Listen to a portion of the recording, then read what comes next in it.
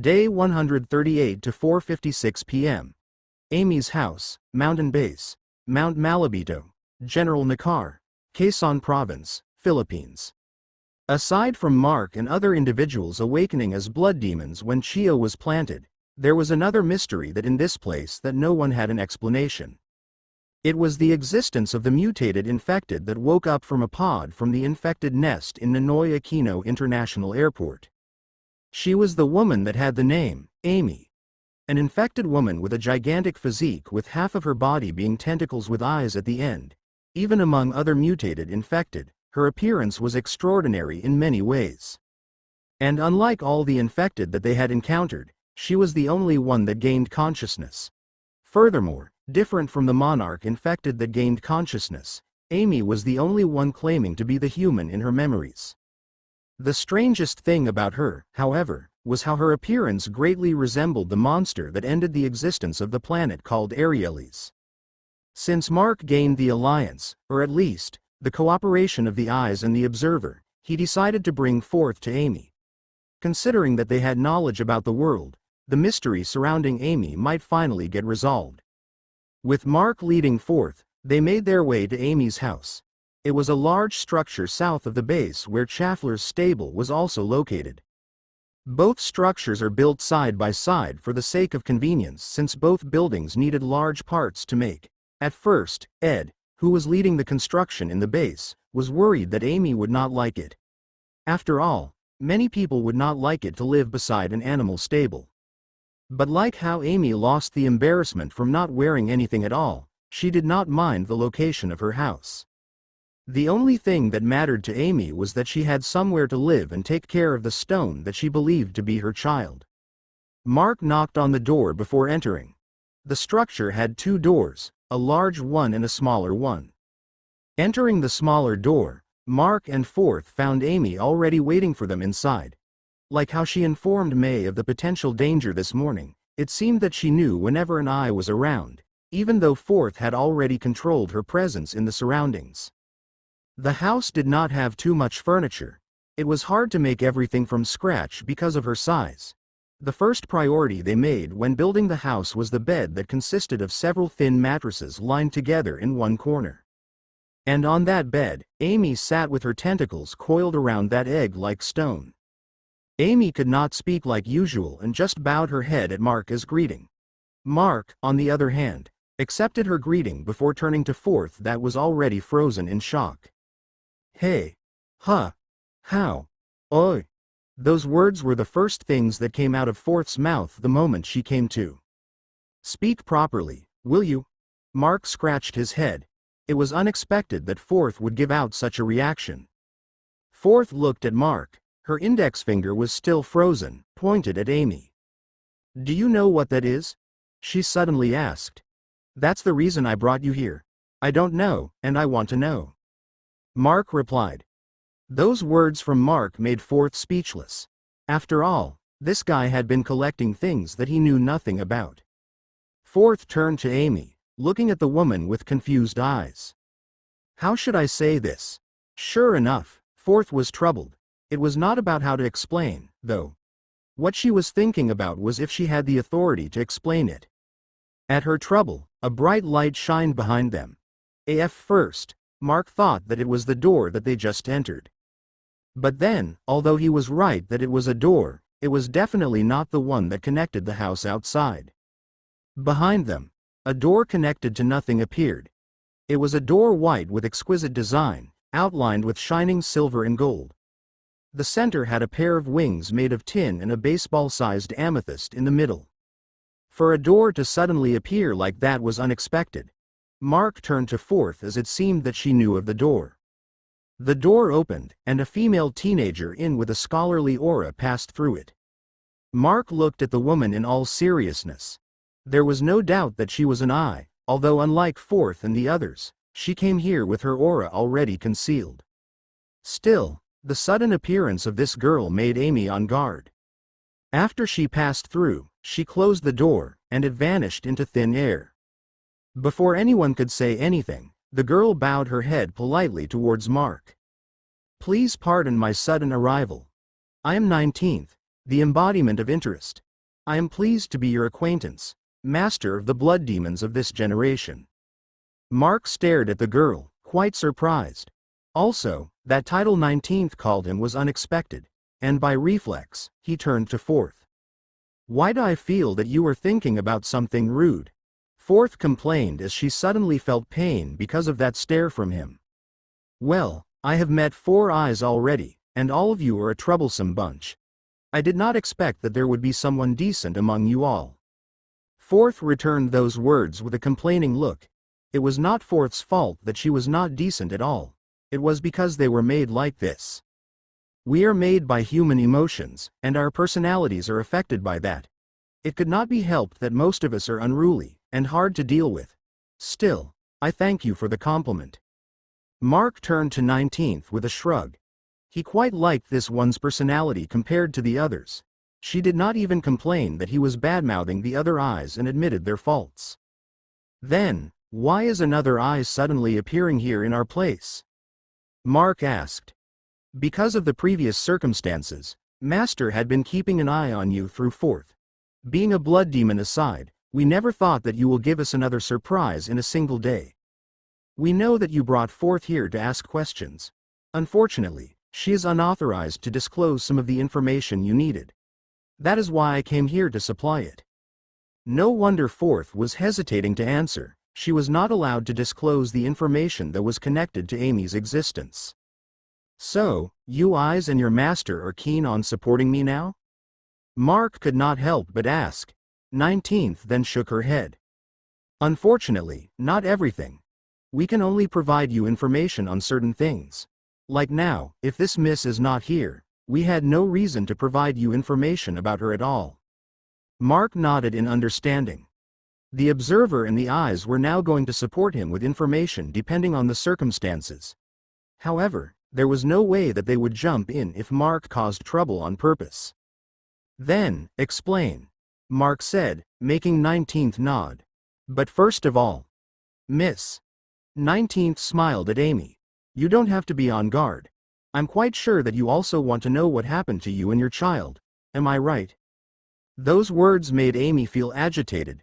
After all, she remembered being human, then she remembered living as an infected, and then, she turned into this with her child looking like an egg-shaped stone. There were a lot of answers that she wanted to have an answer. Seeing that she managed to make Amy interested in listening, 19th put her hands in front of her and a book magically appeared. With several taps of the expensive-looking book, she flung it at the open space beside the wall. And there, the book enlarged, suspended in the air. Mark and Amy were amazed and thought that they would need to read something on the pages. Unexpectedly, the book started to play moving sceneries as if it was a television. And the scene was the apocalypse that was created by the appearance of mutagen on Earth. The outbreak? Mark asked. Yes, we have to start here. 19th nodded. Specifically, what we will start on was the actual effects of the pathogen that is now called mutagen. And there, the scene on the book flashed from time to time, showing different mutations of both infected and humans, aka mutators. A human that became infected after being bitten by an infected tick mutated into an infected with saggy skin that would drink the blood of its victims and like a tick, would bloat depending on the amount of blood it fed on. An infected that was bitten by a common biter but got caught in an explosion of a gas station. It managed to survive, mutating into an infected with high body temperatures, setting up flames wherever it went to. And then, there was this normal female biter that was just roaming the street blankly. All of a sudden, the biter fell down to the ground with her body convulsing violently. Her legs then started to fuse, mutating into something like a snake's tail. Her upper body also showed changes and she grew fangs that most infected did not have at all. The next one was a flashback of a Caucasian high school boy that got bitten by a dog. He was going to the hospital for a vaccine when the outbreak started. Of course, it ended up with him being in the middle of the dangerous commotion and got bitten. Instead of turning, however, he turned into a mutator with a dog-like transformation. The scene flashed once more. It showed a beautiful woman. She seemed to be a normal one without a single body defect at all. She was working when the outbreak came and got bitten. The infected that bit her was also a normal one. However, she became a mutator with blonde-green hair, pointed ears, and an agile body. I wonder if the context is clear here? 19th asked as the last scene ended. It's the effects of mutation, isn't it? Mark answered. Yes. 19th nodded. I know that the first two scenes and the fourth scene I showed had already been circulated as common knowledge by the researchers around the world. When a bitten person or an infected became compatible with the strain of mutagen they carried, they would mutate depending on the catalyst on their bodies. But don't you think that the third and last scenes were odd? Mark and Amy could only agree. It was odd. Both scenes showed that the two were both normal without a possible catalyst for mutation as 19th implied. Actually, Mark had this hunch before, especially after meeting Amika and her family. Animal-like mutations could be common because many humans deal with animals on a regular basis. But why would there be a plant-like mutation and three of them were from members of the same family? It was also the same as Felicia and Roan. Both of them had cat mutations, although it was quite impossible that both of them got bitten by an infected cat or both lived with cats considering they lived far from each other. Felicia seemed to have a cat before, but it did not seem that Roan and the rest of their family kept one. Actually, 19th spoke while Mark was in contemplation. While it is true that mutagen mutates its victims using the catalysts present, it did not mean that only invasive catalysts are there. Inside a lot of humans carries a catalyst that mutagen might be able to use to mutate people. What do you mean? Mark asked as 19th was speaking in a roundabout way. Well, you see. 19th smiled. Not all humans are pure human. Day 138 to 5:21 p.m. Amy's house, Mountain Base, Mount Malabito, General Nakar, Quezon Province, Philippines. Not all humans are pure human. Those words made sense. Even in terms of ancestry and ethnicity, humans were never 100% of anything. Now that the truth about other races was revealed, some humans being not pure was an acceptable explanation. In fact, some mythological and folklore creatures were known to procreate with humans. The Tamawa was among them. There were also stories of duendes marrying humans and possibly having children. Furthermore, it was not limited to just spirit races, elementals, and demons. Mythological records itself, in fact, stated that even gods had children with humans. And there were a lot of them.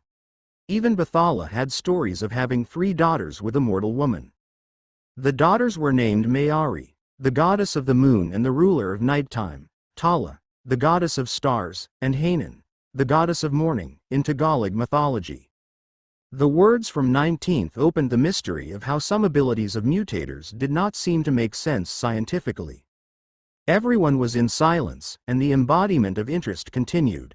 Many human ancestries involved other races that disguised and lived as humans after the purge. It was not like we can identify all of them without meeting them. Besides, at that time, our focus was concentrated on the fleeing and hiding gods and deities. Since those races can barely affect human society, after all. However, it ended up with other races mixing with human bloodlines. Even so, it was not really a problem for us. 19th added as she flipped the pages of the book, and the scene being showed change. It originated even before the purge of the otherworld gods and deities. The human bloodline is already mixed with a lot of impurities. At the time that those gods arrived, there were already humans on Earth. These original humans were untainted by the presence of the new gods and deities. However, their numbers were greatly diminished after the punishment they incurred from the sins they committed, the Great Flood. Due to the lack of humans, the newly arrived gods created their own versions of humans to rule over in their territories. And those humans created by the gods were not considered to be pure humans of this planet. Yes, they were humans in their own right. However, being created by the gods made them more susceptible to magical interference which further influenced their genetics, although to a very small degree. That interference could not be noticed at all but would get passed down from generation to generation. The appearance of the new humans caused the population of pure humans that were left to become impure.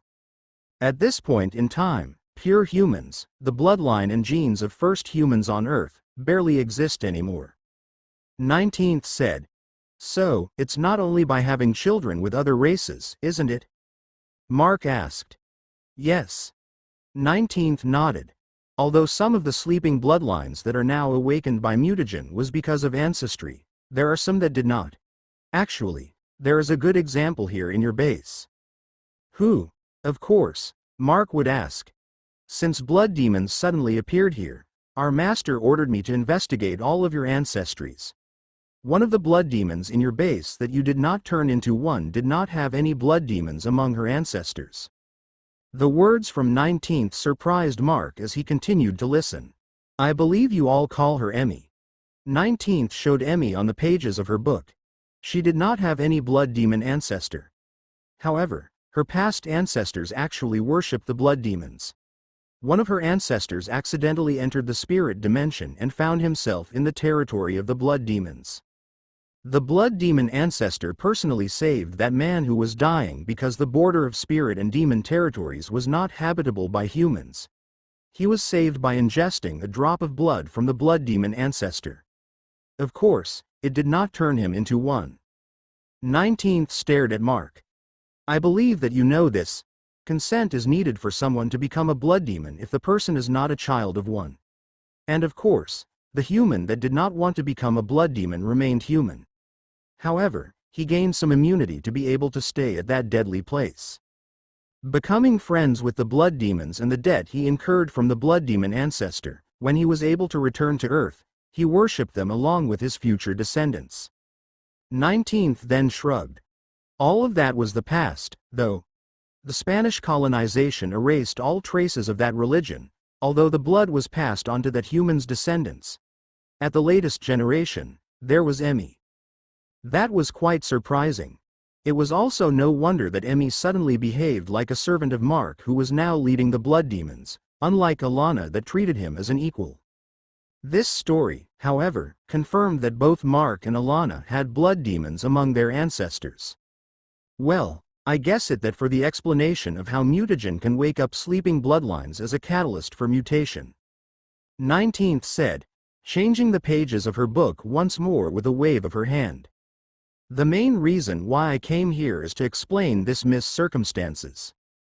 Mark nodded and Amy seemed to be also eager to know. Looking at Mark, 19th smiled. I think, you already have a vague idea but I'll confirm it. She turned to Amy. Miss Amy, you are a descendant of an eye. A lost eye, to be exact. Mark and Amy did not know how to react to this. It was both understandable and confusing at the same time. What do you mean by lost eye? Mark asked, which made 19th take a heavy breath. It's self-explanatory, eyes that lost their place. 19th then started to explain. Eyes were the embodiment of emotions of the dominating species on a planet which were also the apostles of the observer. Eyes could take on different forms, depending on their hierarchy and especially, the dominating species of the planet. An example of this was the scouts and destroyers. They were also eyes but were different from the embodiments. On the contrary, however, they could exist without needing to rely on the emotions of humans. The embodiments were immortal. As long as the observer that created them were still alive, they could resurrect with their memories intact. Of course, given that there was enough energy to recreate their bodies. Unfortunately, like gods, while observers would not age, they could still die. Along with their death, the eyes would vanish. It was except for a very rare circumstance. If the observer died at a time that a certain emotion from the inhabitants of the planet was overflowing, the embodiment of that emotion might continue to exist. Nevertheless, losing their master, they would also lose their position as an apostle and would fall to the surface like a mortal. And from that circumstance, the eye could live like a mortal until the energy that composed their body ran out. During that span, they could marry, have children, and other stuff. Of course, any descendant would end up as normal because there are some things from an eye that the mortal species could not inherit. After all, aside from a few quirks, the appearance and physiology of an eye were not that different from the species that dominated the planet they were born. So, Amy is a descendant of someone like that? Mark asked. But you said that the physiology of you eyes was not that different from the dominating species here on Earth, humans. Why did Amy turn out like that? There, 19th smiled slyly. I believe, I mentioned earlier that us, eyes, can take different forms. Being the embodiment of human emotions, we initially appeared to be mostly human, but it did not mean that we can only appear like this. Let's take 12th that you met this morning as an example. Her spider-like eyes are not just for appearance. She can also turn into a giant nightmarish poison spider with hundreds of eyes that humans might think that she was some devil spawn.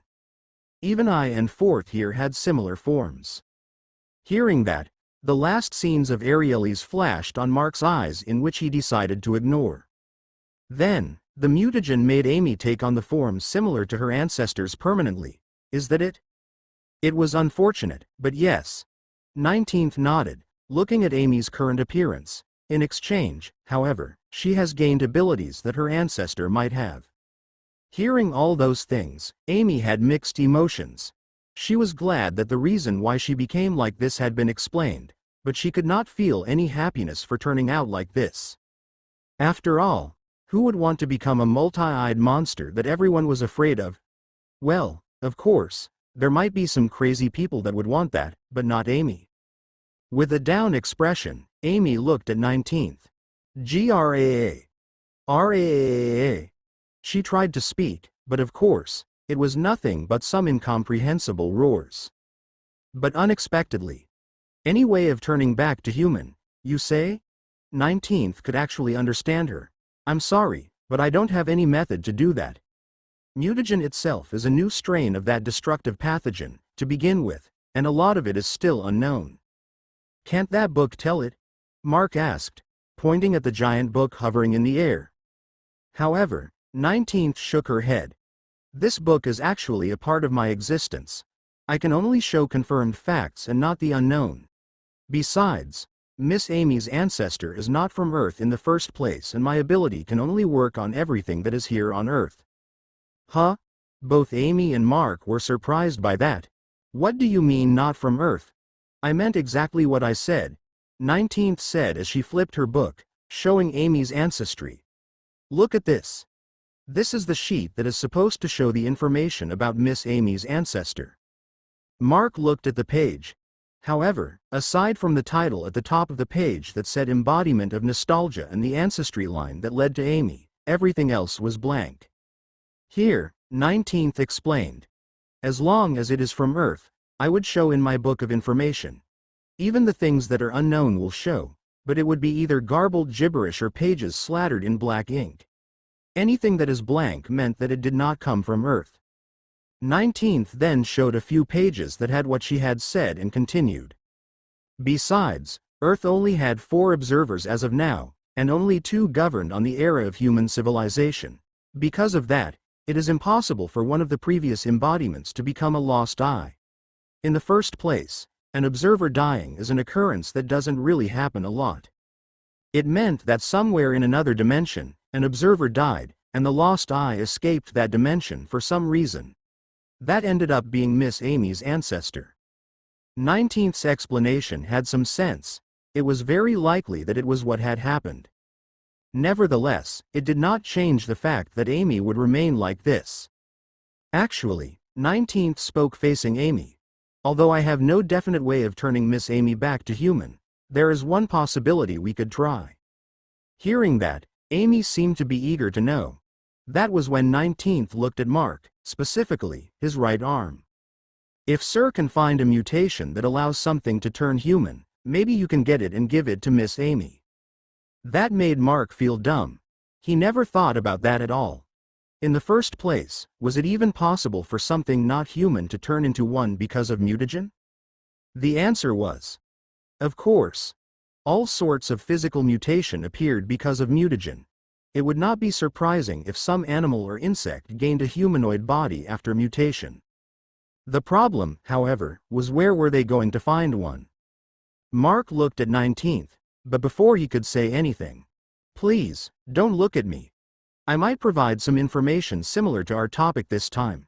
However, while I could find what you sir have in mind, Directing you towards the exact location is a different thing. I cannot do that.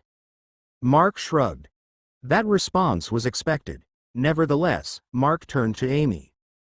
The weight on her mind seemed to have lightened after knowing that there was a possibility that she could turn back into a human body. Now, there was only one thing left to discuss about Amy's circumstances. It was her supposed child. Day 138 to 5:34 p.m. Amy's house, Mountain Base, Mount Malabito, General Nakar, Quezon Province, Philippines. Even though the problem was still not resolved, just getting a proper explanation about it could give relief to anyone. It was the case, especially for Amy, that turned into an infected, mutated, and regained consciousness knowing nothing but confusion. Nevertheless, Amy was less concerned about herself, comparing to her worries towards her supposed child. Ever since she woke up, looking like this monster, the child in her womb was gone, and instead, there was this egg-shaped stone. Others could call her crazy, but she could not shake off the feeling that this stone was what became of her child. Then, what about that stone? Mark asked, making Amy obviously happy. He actually took the initiative to ask about her child's circumstances. Still, it also made Amy a bit afraid. What if she was wrong, and this was nothing but an odd-shaped stone?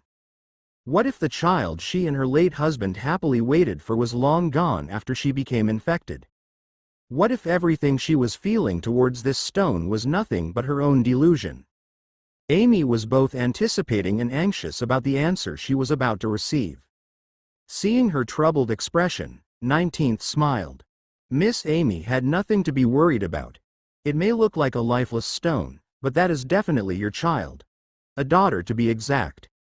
After hearing that, all anxiousness vanished from Amy's face. Relief and happiness overwhelmed her as she picked up the egg-shaped stone and put it into her embrace. Still, there was another question to be asked. Did you know how her dog there ended up that way? Mark said. He was also interested. And 19th, the embodiment of interest, was more than happy to share what she knew. Like Miss Amy, her daughter also had the bloodline of a lost eye. Thus, it is also the very same circumstance. Like I said before, mutagen can bring back the hidden genes of a person and make it a catalyst for mutation, however. 19th then waved her hand, flipping the pages of the book. It then showed a scene of a pregnant infected, presumably a biter, giving birth, or rather, ejecting the contents of her womb. It was not the most pleasant sight to see, but it was necessary for her explanation. I'm pretty sure that Sir already knew about this. The infectious and most mutagenic strain of mutagen can only be spread from an infected saliva, specifically, from a bite. If the saliva was taken out of an infected's mouth, although it will remain infectious for a while, the potency will slowly drop, and the strain will die. Even if a person was to drink an infected's blood or eat an infected's flesh, they will not get infected by mutagen. Of course, it did not mean that there would be no other repercussions considering that the infected are constantly mutating. This meant that, like what they were watching from the book, while the mother was infected, the child did not seem to. It had the perfect appearance of a human infant.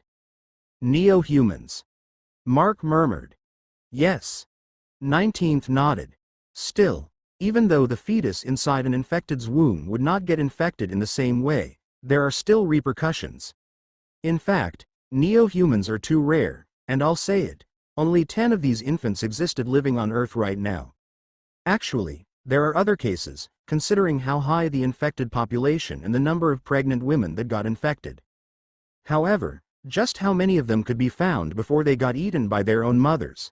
Not all infected are breeder types that would care for their children. And as 19th said that, the infected mother on the book kneeled on her newborn baby and started eating it. As for the fetuses that did not become neo-humans, they ended up mutating along with their mothers. 19th said as she flipped the book, showing an infected mother with her mutated fetus taking control of her body like a parasite. Like this and others. This situation was not really unexpected. Once a pregnant woman got infected, her body would start to change, especially during mutation. As the changes in her body occurred, it would definitely include the womb that contained the fetus of an infant. As the structure of the womb changed along with the chemicals and other substances that the fetus would end up absorbing, they would also mutate, even without turning into an infected. It was a similar case to non-infected animals that became feral.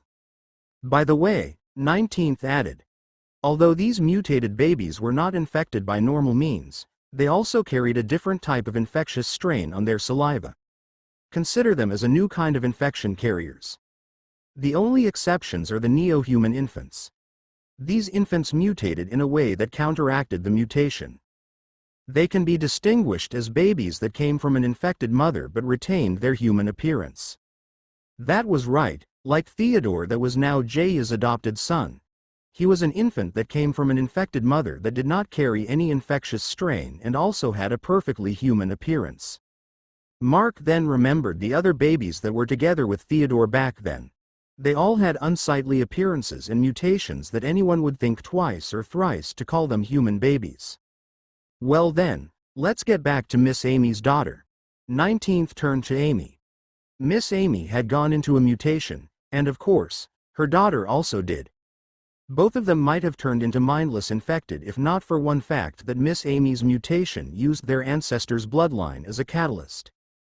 Please remember that mutagen is a pathogen affecting the infected's physique for the main part and erasing their consciousness as the infection took over. However, before all of Miss Amy's consciousness was snuffed out, her blood that carried the bloodline of a lost eye stopped the erasure of her consciousness, recovering it and saving both her and her daughter. I'll just add this in case, but as eyes, specifically, as embodiments, can also get infected since we have a physical body. However, we won't become mindless.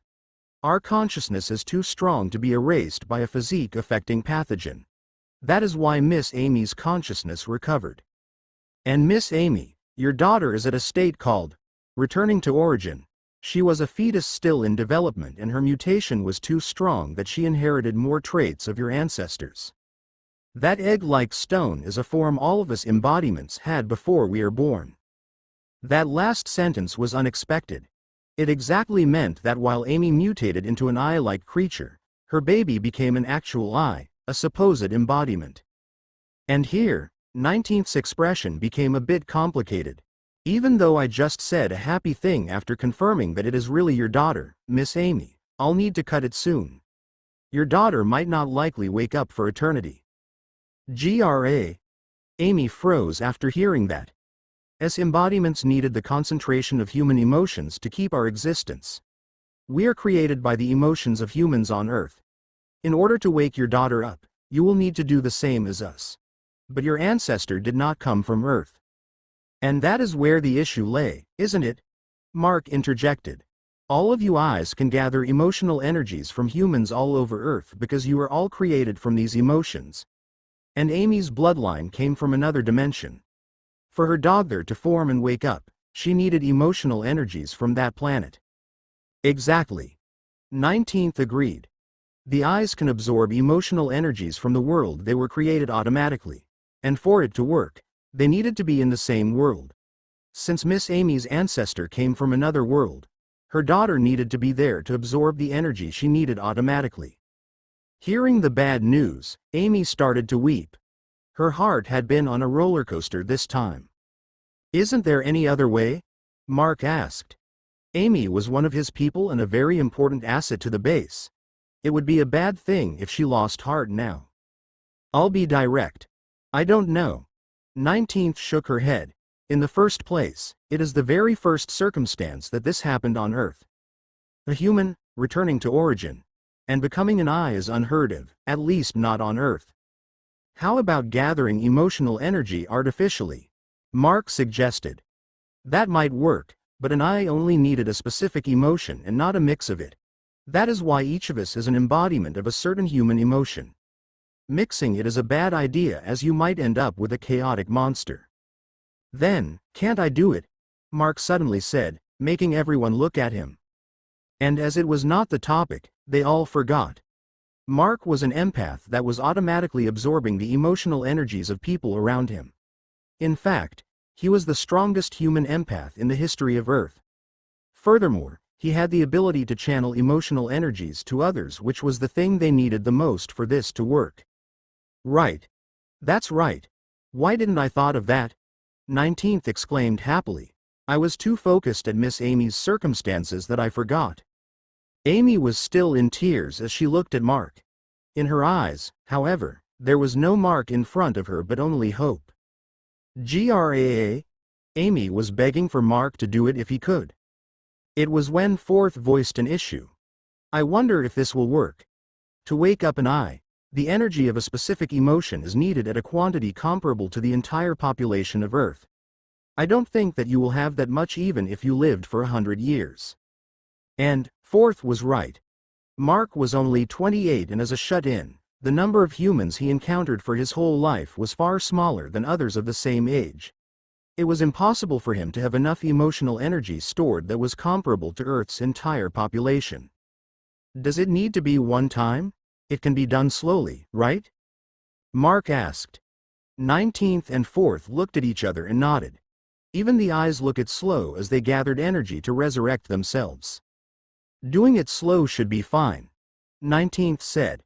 But there is still one problem left. The population of people in your base is too small. Gathering the leaking emotional energies from them will be too slow. Yes, that was still the problem. The source of emotional energies that Mark would need to channel to Amy's daughter. Do I need to go to other places for this? Mark grumbled. He still hated places with too many people. But then, the light bulb above Mark's head turned on. If it's a source of emotional energy, we also have that, I think. Those words made Amy, 4th and 19th stare at him. Mark shivered. Seriously, being stared with these many eyes could make anyone uncomfortable. Mark then turned to 19th. Have you investigated everyone in my base with that book of yours? To that question, 19th shook her head. Not fully. I only focused on the blood demons as my master ordered. So, that was why 19th had no idea what was in Mark's mind. Why don't you look at the girl named Elise with your book? 19th was confused as to why Mark said that but still followed. And as Elise's information appeared on the pages of the book, 19th's eyes turned wide. Under Elise's skills and abilities, there was one that they needed the most in this situation. Bottomless emotion well. The energy from her emotions are bottomless. It was not something controllable though, like how she ended up harming people once her emotions got chaotic. Nevertheless, the problem was solved. The only thing they needed was to slowly work it out as not everything would happen instantly. Besides, Mark was not immune to the overflow of energy since even Elise's chaotic state could make him feel pain. Well, that's all I guess. We just needed to wait until it is filled with determination. Mark said, looking Amy's daughter. Peeved. 19th suddenly burst out laughing. I did not expect that you're kind of a joker. No, I'm just tired. I don't normally bring out references like this. Mark shrugged, making 19th laugh even more. Hey, what's so amusing? Tell me. 4th shouted as she did not understand what the knowledgeable 19th was laughing about. In any case, AAL is well. There was hope for both Amy and her daughter. Day 139 to 7:15 a.m., Mountain Base, Mount Malabito, General Nakar, Quezon Province, Philippines. Yesterday was very fruitful, but it was, without a doubt, a tiring day for Mark. Even though he was used to it, Mark was without a wink of sleep since yesterday, not to mention that he had just gone under a deadly amount of pain during the process of consuming 3 crystals at the same time. Immediately after that, the eyes appeared one by one, not giving Mark any chance to have a good rest. Their presence was enough to make anyone uneasy, and 4th only controlled it when Mark complained. Without a doubt, most of the eyes were inconsiderate about others. Nevertheless, Mark got information about a few things from the eyes, and Amy's circumstances were answered thoroughly. Still, awakening Amy's child was not something to be rushed, though. Aside from those things, Mark managed to finish the final checks and preparations for the day and managed to find time to relax afterward. Spending time with the little girls while playing video games was something that Mark enjoyed. And the night was peaceful with Mark finally getting a good night's sleep with May. Now that morning came, It was time to depart once more.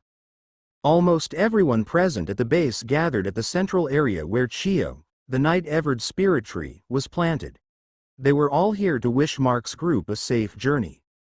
Elder brother, can't I really come? And of course, someone was begging to tag along. It was Elise. In the first place, she was quite awkward towards her family. After what happened to her and losing her memories, she was more inclined to spend more time with Mark and May. Her parents were a bit sad because of this. However, they did not want to force her and decided to go on a slower route to fix everything. Mark patted Elise's head like how he usually did, not only to her but also to others. This gesture, together with that soothing feeling that his hands had, could give them mental comfort. Just behave and stay here. The spirit dimension is more dangerous than most places on Earth right now. What Mark said was no joke. Comparing the infected here on Earth that had physical abilities and the magical infected in the spirit dimension, the latter was way more dangerous. And if Elise was to come with them, they would become a beacon that would attract all troubles because of her ability. Elise was disappointed that she could not tag along, but like what Mark said, she behaved herself and did not insist on coming any longer. With everyone's overlapped voices, this time's group that was only composed of Mark, May, and their daughters, along with Amihan, rode on Chaflar and entered the bright door that Chio opened. This time, they were not going to use Spara's portal to go back to the stone fortress. Her ability was needed more in the base than Mark's group. And there, after a short greeting with Chio, Mark stepped once more in the spirit dimension. Asterisk. Looking around the night-evered spirit tree on this side, the scene was different from before. The dried land had better color than before. It seemed that after the infected that was the cause of this situation was destroyed, the affected land started to recover. Nevertheless, with that much damage done, it would take years for everything to return to normal. The most different thing in the surroundings was the vast area around Chio that was devoid of everything. The dried trees were gone, and even the large mountain boulders here and there were removed. It was the result of the preparation they did here, according to Mark's deductions.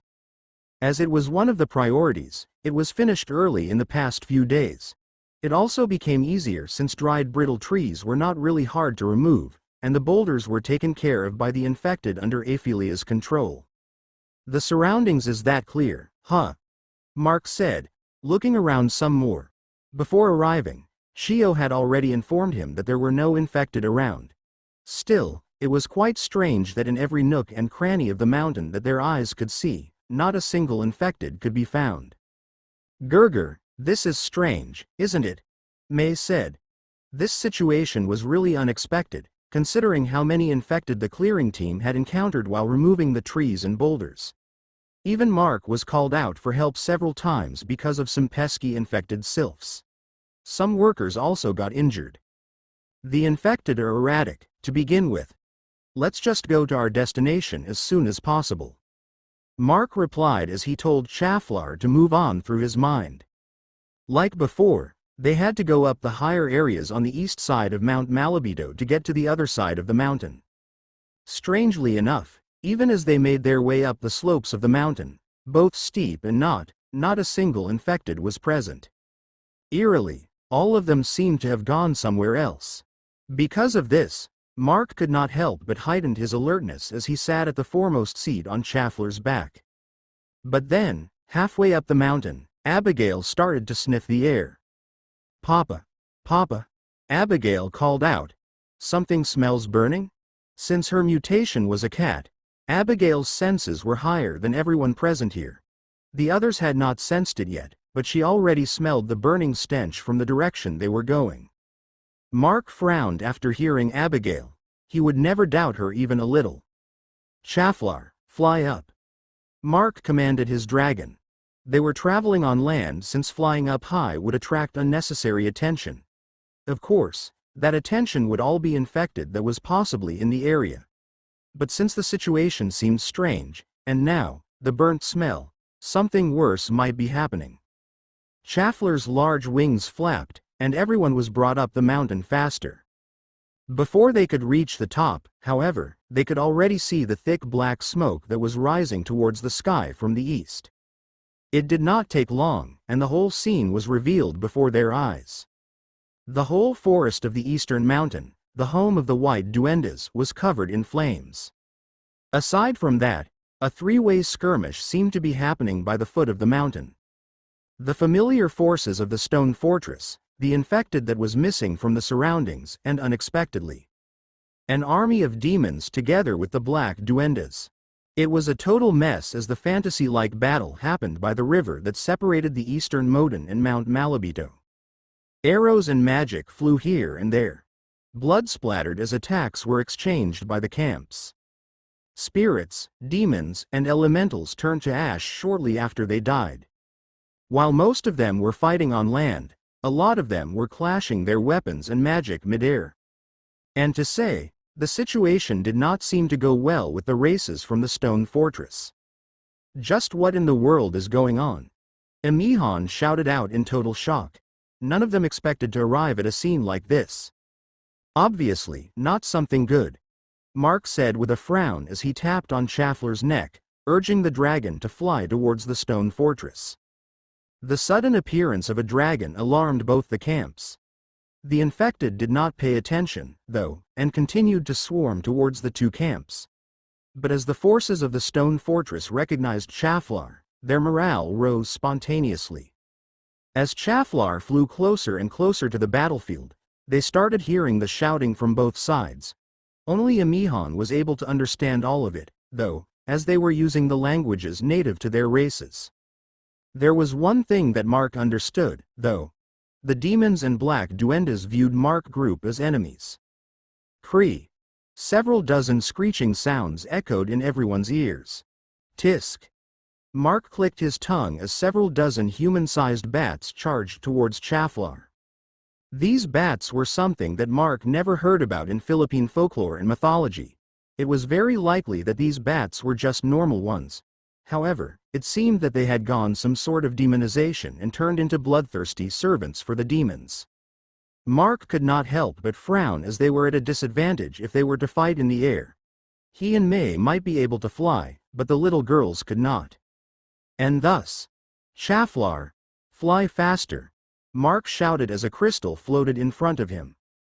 Suddenly, a swirl of wind appeared in front, and the air resistance around them vanished. And by Mark's command, Schaffler flew faster. Like a spear of spiral wind, Schaffler tore through the horde of flying bats, destroying everything that obstructed its way. Seeing how the demonic bats were being obliterated, loud cheers could be heard among the forces of the stone fortress. They all watched Schaffler as much as they could as the dragon tore through the thick smoke and flew towards the stone fortress surrounded by the burning forest. The air above the forest was hot and impassable. If not for the swirling wind that surrounded Schaffler, it would be hard to cross the sweltering smoke. Schaffler arrived at the stone fortress. The sudden arrival took the people in the fortress by surprise, but as most of them recognized the reddish-black dragon that accompanied the princess of the white duendes before, the soldiers did not make a mistake to attack the dragon. Mark and May looked below. There was still a considerable number of soldiers and warriors in the open area of the stone fortress. By the looks of it, they might be reinforcements that were meant to aid their forces below the mountain. However, because of the forest fire, they were not able to move at all. Still, it looked like that the stone fortress was protected from the flames with magic from the sylphs. The people in the fortress made way for Schaffler to land. Before Mark's group could get down, Mark could already spot Pephile, Edsel, Pearl, and Terimelio's entourage rushing to meet them. "Boss!" Edsel called out, looking relieved by the arrival of Mark's group. "Just what is happening?" Mark asked seriously. "Some idiot duende lost his mind." Pephile replied with a grumble. Of course, the way he answered did not give any information at all. Instead, it was full of spite towards someone. Still, Pephile mentioned a duende, and Mark could only turn to Terimelio and Felinia. Terimelio was not looking good at all. Mark could sense the heavy emotions swirling inside him. My home kingdom had already fallen. Terimelio said with a heavy heart. And to say, it was no surprise. Considering how the kingdom of sylphs fell, other kingdoms could also suffer the same demise. Still, what was the relationship between the fall of the kingdom of black duendes and the war that was currently ongoing? Before anyone could answer, the king and queen of the stone fortress came out to meet Mark's group. Together with them were the representatives of the races that were taking refuge in this place. It seemed that the king, Hiramano, heard Mark's question. He did not wait for Mark to ask him and spoke. It is one of Terimelio's brothers. I had no idea if you know this, but black duendes were commonly mischievous, vengeful, and jealous about things. They could not accept that their kingdom had fallen, and we are still able to stand. We did not know how they were able to collude with the demons, but their goal is to make our kingdom fall like theirs. No wonder why Terimelio was heavy-hearted. It was actually one of his siblings that orchestrated the situation. What a load of bull. Mark said with a frown. Just what was that duende thinking for orchestrating an event like this? What about this forest fire? Can't any of you put it out? Mark asked another question. Unfortunately, everyone could only look around with troubled faces. And there, a familiar voice echoed into Mark's ear as the familiar woman appeared before them. It was the Dewata Danaya. At her appearance, all the spirit races around kneeled down in respect. The demons lit up the entire forest to prevent the reinforcements from aiding the front lines. Unfortunately, we lacked people capable of water magic. There is no way for everyone here to put out the fire and can only wait it out. Mark looked at Dewata Danaya. She seemed to be heavily fatigued due to the dire situation. She really valued every single life here and was really sad for the loss of the lives of their brave warriors. Dewata Danaya looked quite pitiful. A foot of Eastern Mountain, Spirit Dimension. Mario, the general of the brave warriors from the stone fortress, were currently trapped at the foot of the mountain. They had no choice but to make a stand facing the hordes of infected and the army of the demons. Steel yourselves. Do not falter. Only those words were what Mario could shout to encourage his men. Still, it was not something that would help in their current situation. The demons in front, the infected at the sides, and the raging flames behind them. They were trapped. Neither going forward nor retreating was possible. The only thing that they could do was fight. Helpless, the remaining warriors could only watch their comrades fall while trying their best not to be in the same circumstance themselves. Eaten, bitten, and turning to dust, those were the only outcome that they would end up with if the situation kept on. If not for the fact that Dewata Danaya's blessing was protecting them, it would not be surprising that all of them might have fallen already, either by the hands of the infected or the demons. Even so, their current number was far less than half of what they had before all this started. But how did all of this happen in the first place? It started just the other day when Terimelio's group was suddenly called back to the mortal world. During their absence, a large group of spirit races came to seek shelter from the outbreak. Among that group, the leader was surprisingly the fifth prince of the kingdom of black duendes, just a mountain away at the south. Without a doubt, he was one of Terimelio's siblings. He was the fifth prince of the southeast mountain kingdom, Tirio. Together with the arrival of this group, the news about the fall of the kingdom of black duendes came. This large group was among the possible survivors of their fallen kingdom. And here, things became quite complicated. Even at the time of their ancestors, black duendes were infamous for their negative influence in both the mortal and spirit worlds. The duendes, no matter what color, they were playful creatures. They loved to play tricks and pranks on other races, especially the ones bigger than them. Of course, unless they were enraged, their playful attitude barely harmed others. Well, except for the black ones. They loved seeing others getting hurt by their pranks. Sometimes, this attitude would lead to permanent damage to the victim, or worse, death. That was why other races would rather stay away from them. However, at this point, every race needed to unite if they wanted to survive. The world where the races could live safely was getting smaller and smaller, after all. And thus, even though all of them rejected it in their hearts, they welcomed the group into the fortress. It was a bad idea. Tyrio's personality was awful. He behaved like it was an honor for the stone fortress to have him around. And the worst part, he demanded to stay in the inner walls of the fortress. However, it was impossible. The inner areas of the fortress were where the real citizens and very important guests of the stone fortress were staying. In fact, even the representatives of the races were not staying here. They were only allowed to go in and out, but they were still staying inside the outer walls. The only time that other races were allowed in the inner areas were during emergencies like back then when the giant infected attacked. When Tyrio was not allowed to do what he wanted, he did not argue too much. However, he and his group started to cause trouble to the others that were staying inside the outer walls. Just in the few hours that they arrived, complaints about his group's behavior piled up. But the thing that triggered Tyrio the most was when Tyrimelio's group returned. Their group brought back unbelievable information about events going to happen in the future. The problem with most of the races not believing the news they brought back was for another time. But the fact that Tyrimelio could enter and exit the inner walls freely was unbelievable to his brother that recognized him. It was not unexpected that they still recognized each other after not meeting for several decades. Most races in the spirit dimension were long-lived, after all, and their appearance barely changes even after 100 years past their adulthood. A confrontation happened between the two princes of the Black Duendes. Tyrimelio was shocked by the news that the kingdom he abandoned in the past had fallen. The fate of his beloved mother was unknown. On the other hand, Tyrio could not believe that this traitorous sibling of his was actually held highly in the stone fortress. And like a true villain, he tried to ride on the coattails of his younger brother to try and get better treatment in the fortress. But of course, it would not work here. Even Tyrimelio did not want to acknowledge any connection to the Black Duendes. This thing was one of the reasons why he left that place and abandoned his position as a prince in the first place.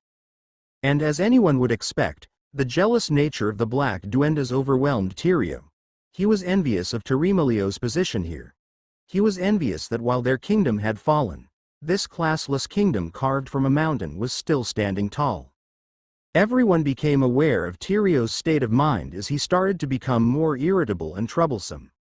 And then, the next morning, they found out that Tyrio and his loyal men left the stone fortress.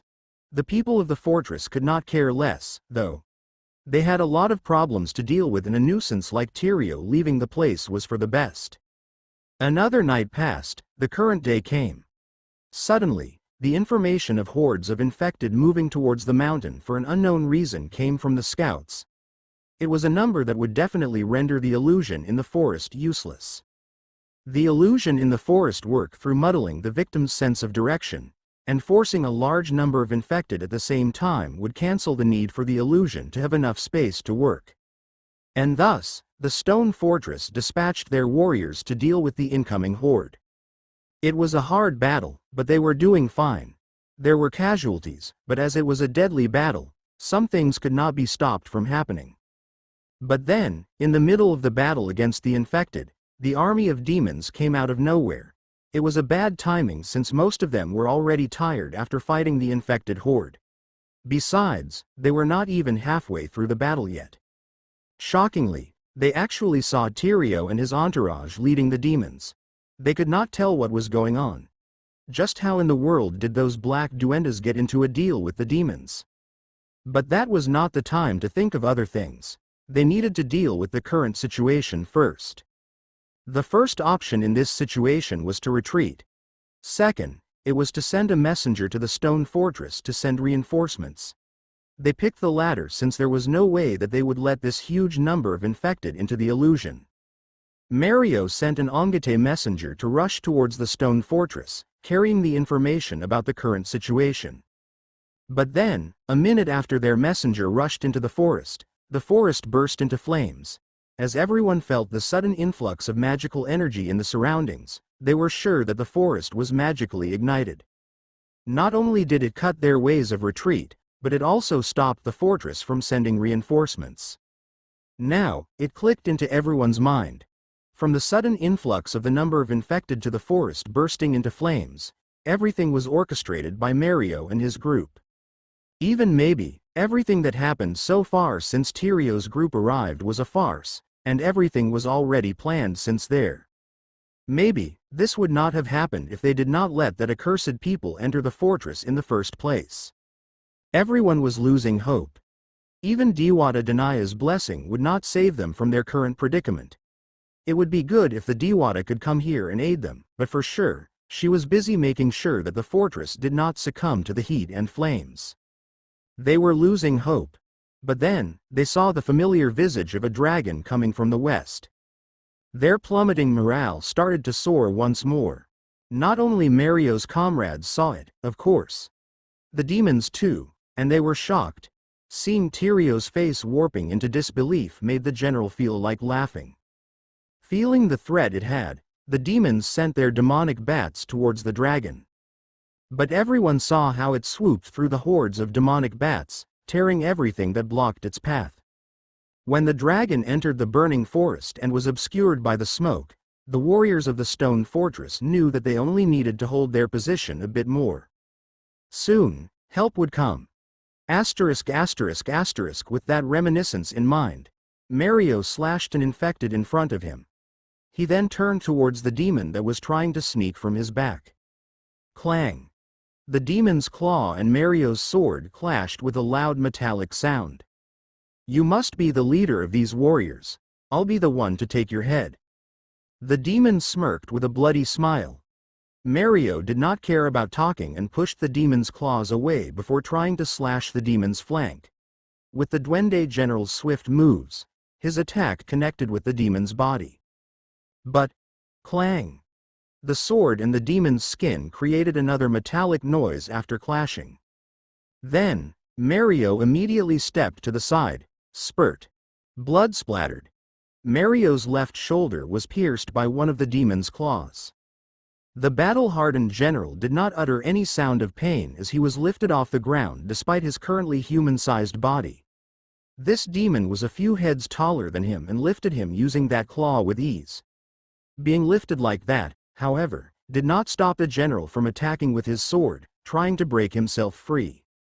Do not bother. I can make my skin as hard as metal. The demon smiled. Like I said before, I will be taking your head. Seeing Mario's predicament, some warriors charged in to help. Don't get away. Mario tried to stop them. Clang. One of the warriors managed to land his sword on the demon's body. Like before, however, it did no damage at all. You're in the way. The demon scored as he waved his free hand towards the warrior. With a swift movement of the demon's claws, the warrior's head was sent flying away. The warrior's headless body fell on its knees before turning to dust. It was the same end of every spirit and elementals that fell in this battle. Even so, Mario smiled. Even if I die here, you bastards won't achieve what you wanted. He said those words, fearlessly staring at the demon's glowing eyes. Ha ha ha ha. The demon laughed. Are you putting your hope on that dragon? Who said that we don't have anything that could rival that? Of course, demons had all kinds of accursed things. They also had demonic creatures that could rival dragons. Still, Mario shook his head confidently. You will never understand. That attitude seemed to have irked the demon. He did not speak any further and brandished his other set of claws to tear Mario apart. The demon swiped his arm. Mario closed his eyes, accepting his end. The other warriors around tried to help, but they were also overwhelmed by the other demons and infected. But then... Clang! A loud metallic sound echoed by Mario's ear. Looks like you have a plot armor, General, and a familiar voice came along with it. Who are you? The demon's shocked voice was heard as Mario opened his eyes. Standing before him was the person he was expecting, blocking the large claws of the demon with his armored arm. The man did not reply to the demon and kicked the demon's body away while pulling Mario off from its claws. Thank you, Mario said as the man, Mark, put him down. He was still not safe, though, and his shoulder was bleeding profusely. Don't thank me. I'm getting paid for this, you know, Mark retorted. Still, I'm surprised. I didn't expect to encounter a demon mutator here. Mark stared at the demon that he just kicked away. On the other hand, the demon was also wary of Mark. Well, first of all, I better deal with the forest fire first, he said as he raised his hand with a glowing crystal in front of his palm. A foot of Eastern Mountain, Spirit Dimension. Mark's sudden appearance on the battlefield did not escape the attention of everyone around him. And in fact, demons and black duendes were quite surprised. After all, the one that he had just repelled was not just some random demon. The metal-bodied demon was actually one of the individuals leading this attack. It meant that compared to most of the demons here, this guy's abilities were the strongest. Without saying, in this battle, a lot of the warriors from the stone fortress perished in this guy's claws. However, none of them noticed his kills since this demon was more specialized in sneak and stealth attacks while staying hidden in the middle of the battlefield. Demons loved to play with their enemies. Whether it be physical or mental pain, they would do that so their victims, their toys, would plummet to the bottom of their despair first before killing them. That was why, slowly, they were reducing the number of the warriors from the stone fortress, pushing them to break down. By their character, it was very likely that they would kill Mario last to show their dominance. However, the plans had changed because of the sudden arrival of the Chaflar. Although they had means to counter the dragon if it participated in the battle, it was better if they did not deal with such a dangerous situation. They came here to play and inflict terror, not to commit suicide. They would retreat without hesitation if necessary. Nevertheless, since the time they had become shorter, their target switched to the commanders of the warriors, especially Mario. They must at least take down the heads, leaving the rest helpless. But then, Mark appeared to ruin the fun. The worst part, however, was that they were confused. Mark looked human to them, but for some reason, he had a strange aura that definitely felt demonic. On the other hand, Mark did not know any of this and just sensed their surprise. He stared at the demon in front of him, assessing the enemy while activating the crystal on his hand. That was when almost everyone on the battlefield paused. Even some almost died to the infected that did not care about the surroundings but the living. It was because the sky started to grow darker. The sky was quite dark because of the thick smoke that drifted to the east. This time, however, it was different because it was the thick clouds that started to cover the sky and swirled above in a threatening manner. But then, the first drops of rain fell, quenching the thirst of the raging flames. It was not only a drizzle but the start of heavy rainfall. Their eyes grew blurry as the rain obscured their sight. It was when the demons realized that this amount of rainfall would soon extinguish the flames that trapped the stone fortress. None of them expected this. Everyone did not know how this happened, but one thing was for sure, it was Mark who did this. Mark did not care about their stares. Instead, he kept the crystal once more and turned to Mario. Mr. General, you should get someone to check your wound. Also, gather your soldiers and get ready to retreat. The forest fire will be gone soon. Good. Mario was also surprised by Mark's display. He knew that this person was powerful from what happened with the gigantic infected last time.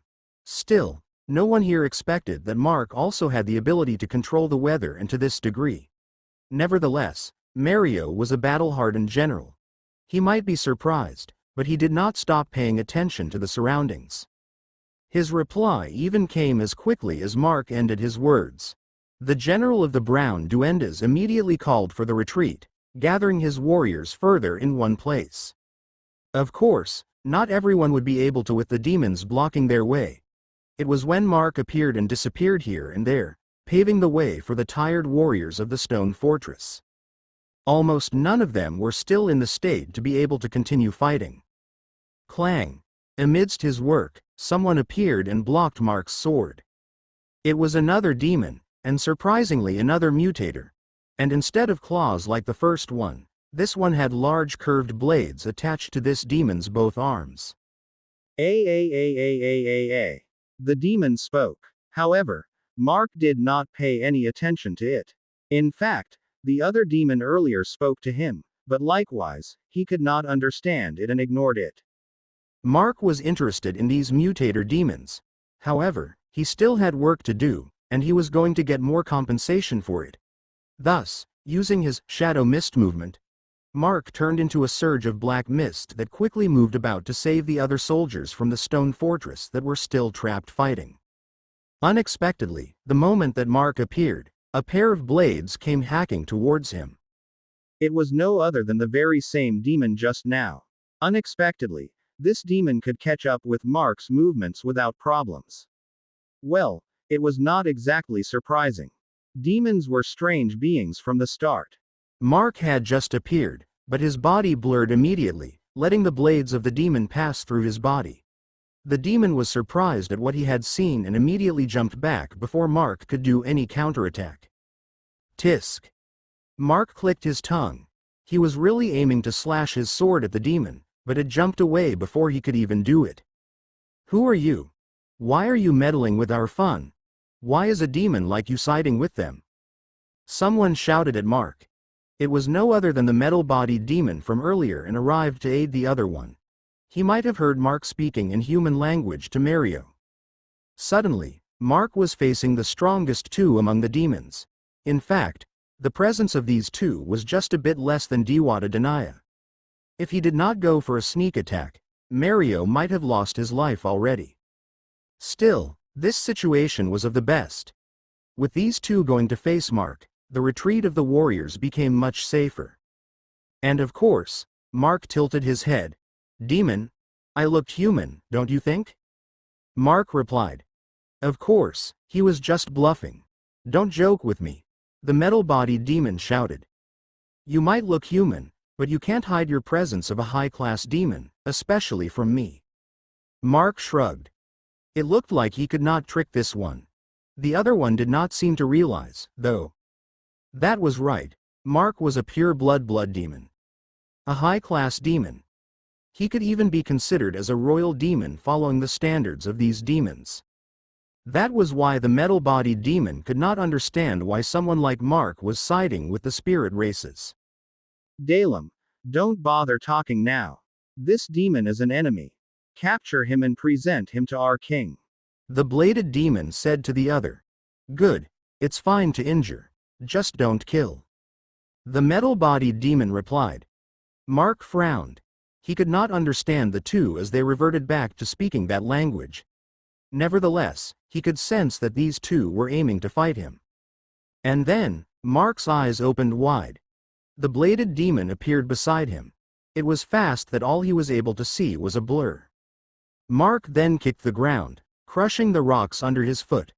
The blade of the bladed demon aiming to cut off his leg hit nothing but air. That's a close call.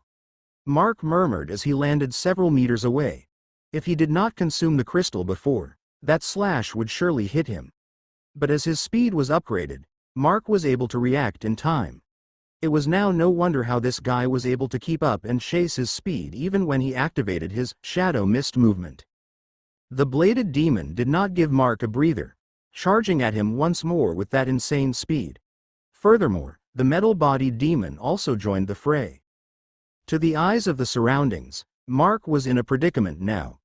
Even the demons were in glee for this meddler's demise. But as the bladed demon charged at Mark, a bad premonition entered his mind. He just saw the latter smile.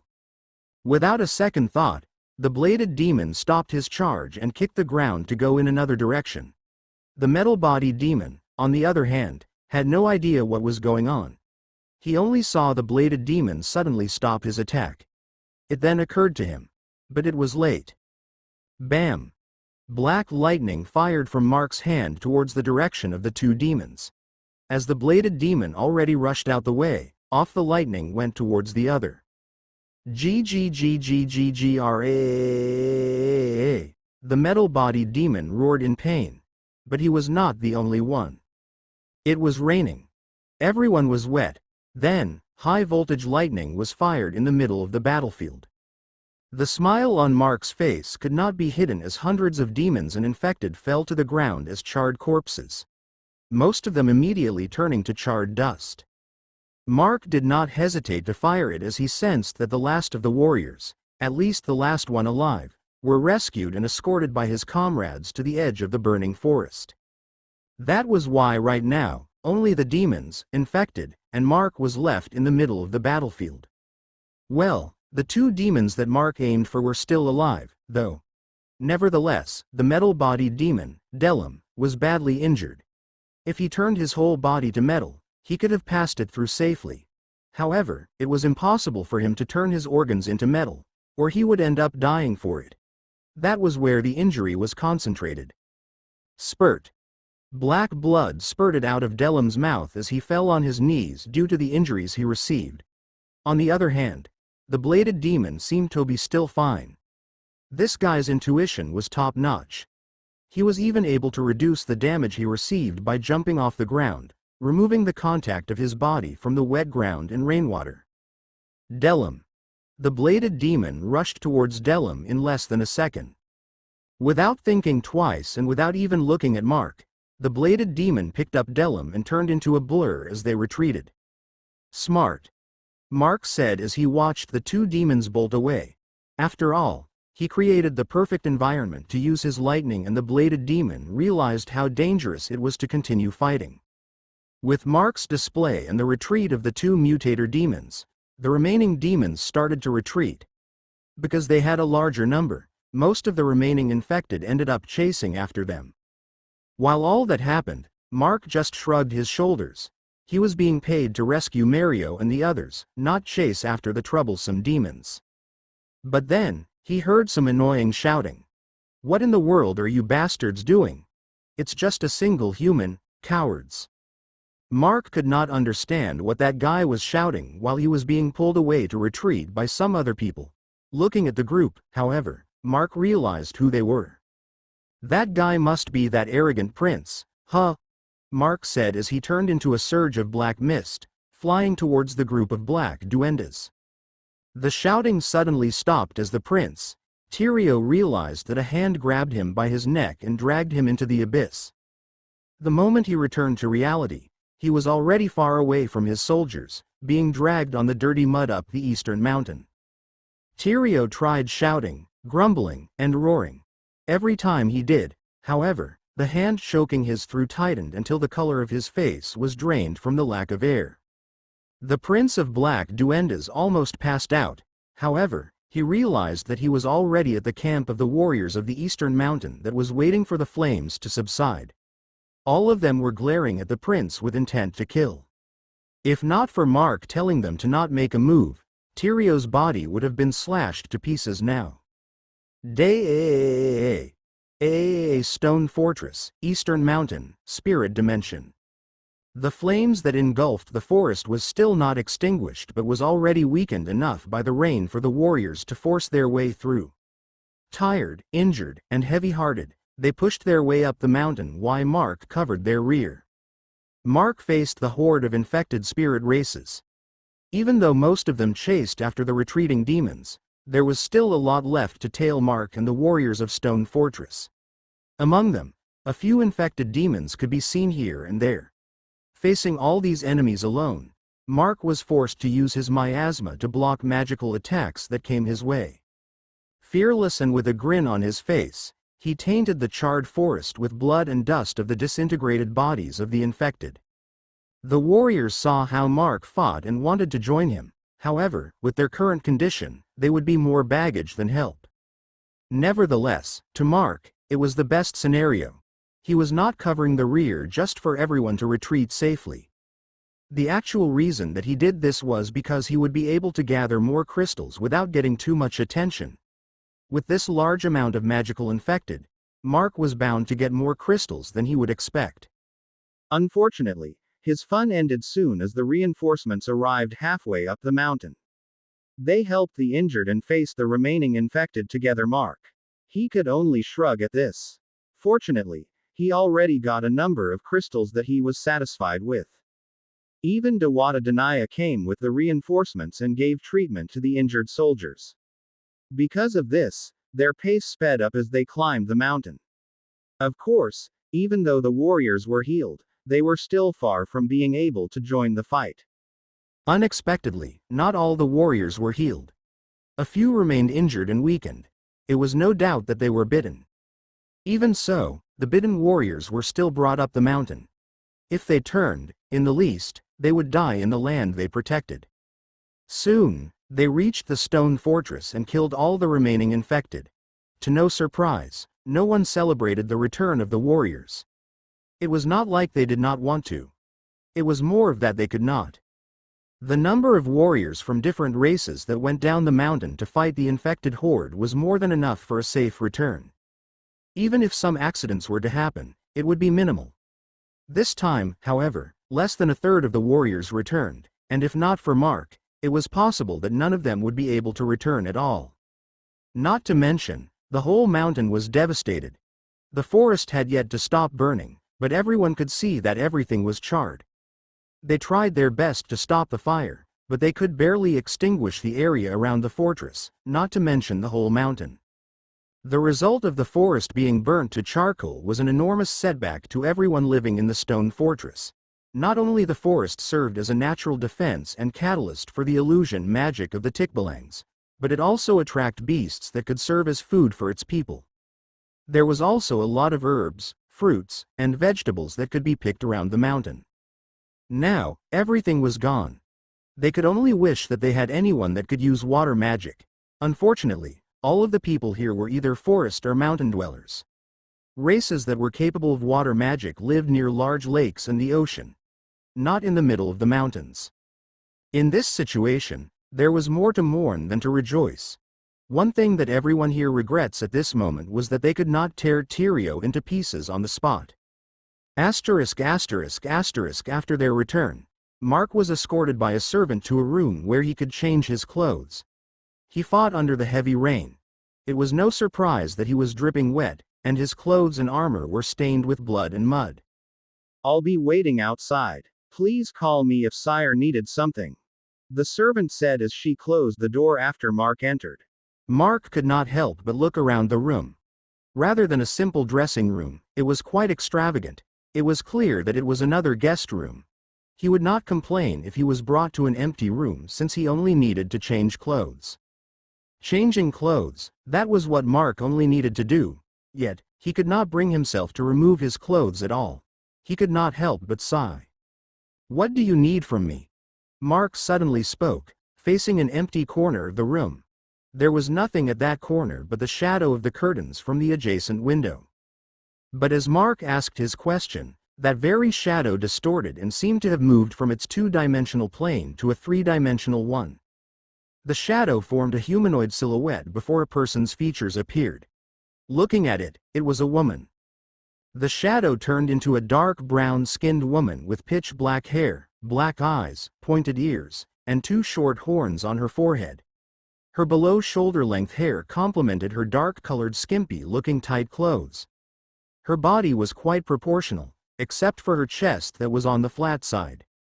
"Just what the hell are you looking at?" the woman insecurely asked as she covered her front. Mark, on the other hand, did not care about her question as he was only observing the intruder in front of him. "I asked first. What do you want from me? I'm going to change my clothes, so you better leave." He had no interest in interacting with her at all. The only reason he called out was only that this demon was inside the room where he was supposed to change. Still, it was quite a surprise to find a demon woman lurking inside the stone fortress. The woman frowned as she noticed Mark's lack of interest in her. She was quite proud of her figure and appearance even as a demon. He did not even introduce himself or ask her name. With an annoyed snort, she went straight to the point. "What is a pureblood demon like you doing? Why are you helping the spirit and elemental races?" Of course, that would be the question. This woman was obviously in cahoots with the demon army that ambushed the warriors of the stone fortress and set fire to the whole mountain. And Mark, a pureblood demon, was the one that stopped them. Furthermore, demons and the spirit and elemental races were enemies. It was quite unbelievable that Mark was helping them. "Why should I answer that?" Mark frowned. "It's none of your business. I won't say it again. Leave while I'm still not inclined to kill you." Mark was already emitting killing intent that made the woman shiver. "Tisk." The woman clicked her tongue. "We will retreat for now, but you won't be able to stop us." As she said that, her visage turned shadowy once more as she drifted out of the window. Sensing that the woman really left, Mark shrugged. A shadow demon, huh? For them to send a spy here, their goals are not just to cause trouble for sure. Mark stared at the window that the woman used to exit. The window was closed, and she just drifted through the tiny space under it. It was an ability that the denizens of the shadow could do. He could have killed the woman in one go. She was strong but not comparable to the two mutator demons that he encountered earlier. However, letting her go would serve as a warning. She would definitely report that Mark could sense her despite hiding in the shadows. It would become harder for them to send spies and infiltrate the stone fortress because of this. This situation would delay the demons of whatever goals they had and would give the fortress a little more time to prepare. After changing his clothes, Mark was led towards the throne room. There, Dewata Danaya and the representatives of the races were already waiting for him. Our gratitude is yours for your help once more. Dewata Danaya, the guardian of these mountains, bowed towards Mark despite her status. Although many lives were lost and only few managed to return, it was way better than none. Even though I am the one guarding this place, at times like this is when I could realize my weakness. Dewata Danaya was crestfallen. As she said, she was the guardian of this place. However, she could barely do anything at times like this. After all, she was just a young Dewata. Her abilities were limited compared to others. The representatives were also the same. Having this position, they could not step onto the front lines at all except for emergencies. If they were there in the first place, this situation might have been avoided. I don't need your gratitude. Give that to those that died. I'm getting paid for the help I gave, remember? Mark shrugged. It's a fair trade. I'm just upholding my end of it. Hearing Mark's words, everyone did not know what to feel. Should they be annoyed or glad? Who knows? Since the start, every time that Mark helped them in their troubles, it was because he needed something from them. There was something he wanted in exchange. It was the same in this situation. When Mark's group arrived and learned the situation, Dewata Danaya implored him for his help. Given that she saw his capabilities, she knew that he could handle this situation. And of course, Mark wanted something in return. This time, however, they were glad that it was not something material, it was information. Dewata Danaya nodded to Amayana, the representative of the Ongate and the Tikbalangs. With that signal, she stepped toward Mark and handed a square piece of animal skin rolled like a scroll. Mark opened it, and it was a rough map of the mountains that were under the protection of Dewata Danaya. Exactly the same mountains in General Nakar, Quezon. On the map, several points were marked along with raggedly written Roman alphabet letters that most humans currently use around the world. Whoever wrote this was familiar with the letters but was not used to writing them. Still, the effort was much appreciated even though it was really not necessary since he had Emihan with him. There's quite a lot, huh? Mark said while looking at the map. There were 28 markings all over different mountains. But isn't that what you wanted? Dewata Danaya smiled. That is one of the reasons all of us are gathered here. Everyone contributed their knowledge to finish that. In fact, we are reluctant if that is enough for your help this time. Okay then. I received the payment. Mark shrugged. Can I leave already, or am I still needed here? No, it is fine to leave. The rest of the agenda for us gathering here is our problem. If possible, we did not want to trouble you any more than this. A servant will lead you to where your group is. Dewata Danaya then called for the same servant that brought Mark here to lead him back. With that, Mark left the throne room with a smile as he looked at the animal skin he grasped in his hand. What was this map? It was something he needed to progress his research. Back then, when they came here for the first time and saw the trade area, one thing occurred to Mark. There was no form of currency that was being used here, and instead, it was barter trade. Among the items being traded were materials that only some races offered and not the others. It meant that some items were only available to certain areas and were managed by different races. And it was what Mark wanted. The possible location on where to get those materials, for example, magical gemstones, metal mines, old spirit trees, or even medicinal herbs that did not exist on Earth. If Mark had these materials, maybe he would be able to find alternative materials that could be used to recreate the equipment that Freed invented. Actually, Mark did not expect that it would be easy to get this map. However, it seemed that Diwata Danaya and the representatives already realized that the state of the world would never go back to the way it was before. Even if they did not give the locations to Mark, whatever was found there would end up rotting, unused for eternity. Furthermore, they already knew about the incoming event after Terimalio and Felinia brought back the news.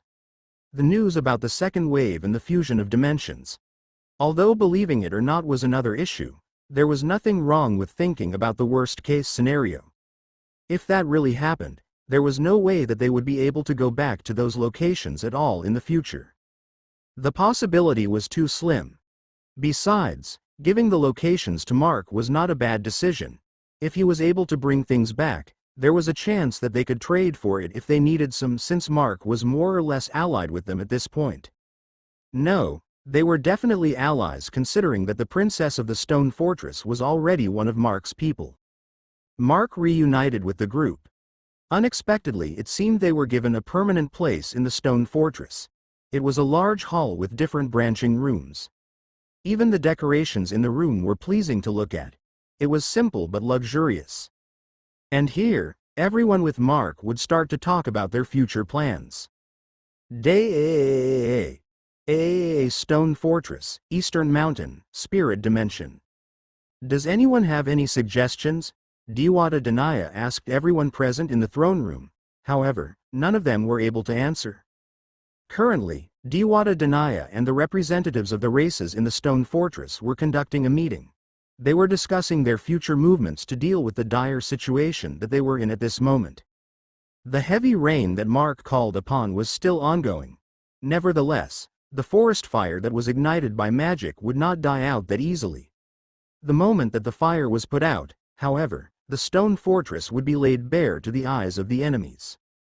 Whether it be the infected or the demons, it would be easier for them to attack as they could see the fortress that was embedded on the face of the mountain.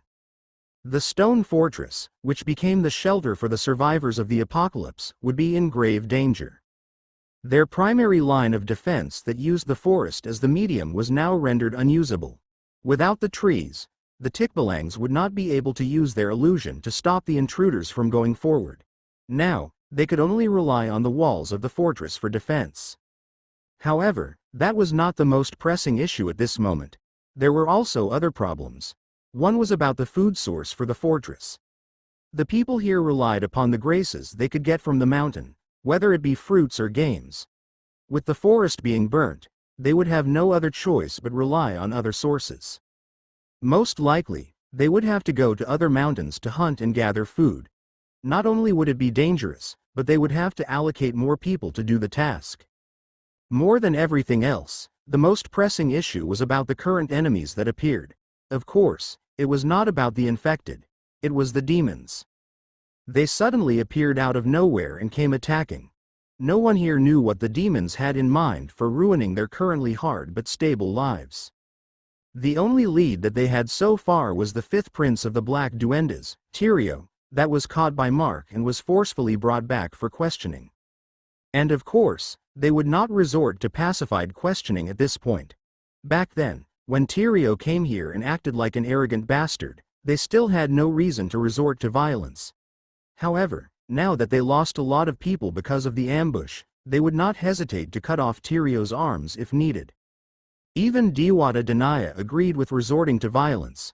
Most of the time, she was a peaceful being that disliked it. That was how Dewatas were created and raised. However, Tyrio already crossed her boundaries. If she could, she would snap Tyrio's neck herself to appease the souls of the departed. There was no need to say that the reason that the demons managed to pull such an effective strategy was because of Tyrio and his entourage supplying information about the fortress when they escaped. Now, they needed to know the reason why the demons resorted to such means to attack them. Diwata, it seemed like we have no other options but to resort to sending our remaining dryads to recreate the forest. Hiramano, the king of the Stone Fortress, said as they had no other options. It seemed to be the only thing we can do at that part.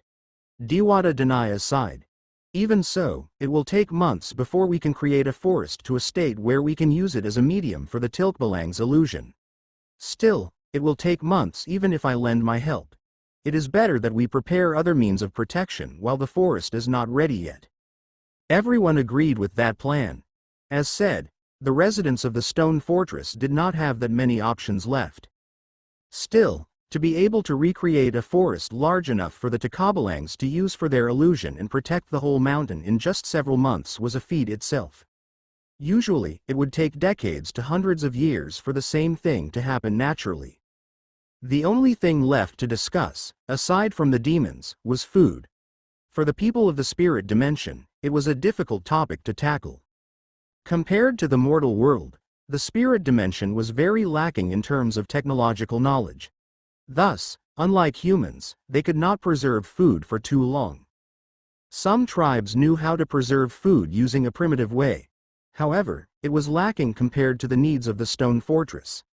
Also, unlike humans, where the whole settlement managed the majority of the food and distributed it to its people, here, food distribution was minor, and everyone had to prepare it on their own. While it was less problem with the ones in higher positions, it risked more danger. Moreover, the current food management was only working because they could rely on the eastern mountain for almost everything. Now that the forest was burned, they would have no other choice but to travel far to gather food. Searching and hunting individually among the tribes would pose more danger than necessary. Thus, they decided to organize a unified hunting schedule. Those that wanted to find food could go together with everyone. This move would have both pros and cons.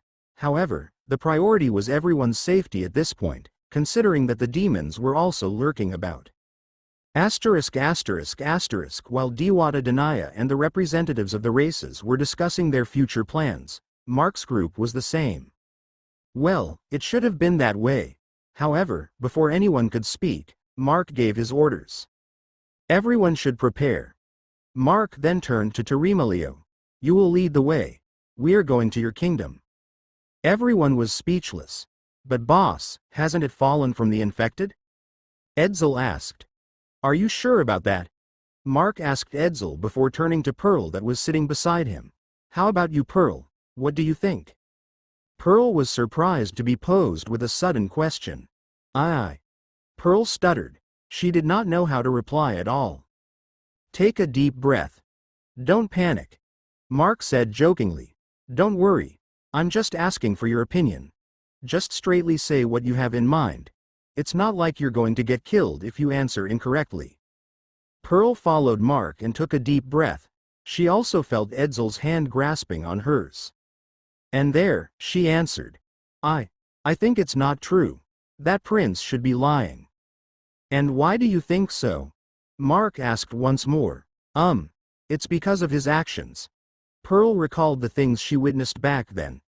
If their kingdom had really fallen, I don't think that he would be able to act like that. He could still act arrogant, but I don't think that he would be able to call himself the fifth prince conceitedly without backing. Bingo. Mark smiled. Hearing that, Terimelio and his wives were enlightened. Even Terimelio, also a prince of that kingdom, never called himself a prince needlessly because he already left that place. He was someone without the backing of that kingdom. Then, what of a person whose kingdom had fallen? It was even worse.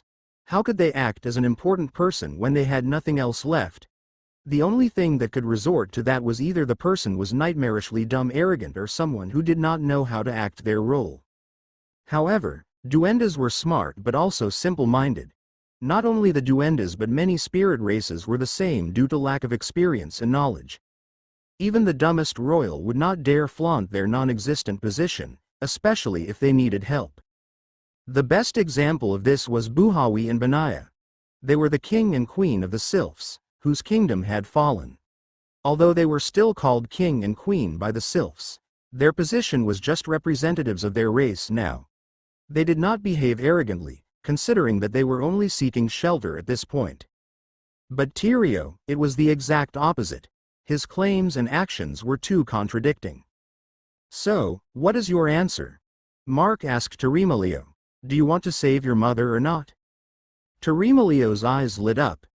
If Tyrio was really lying, then it was very likely that his beloved mother was still alive. Of course. Torimelio regained his lively self. His wives were glad for his comeback.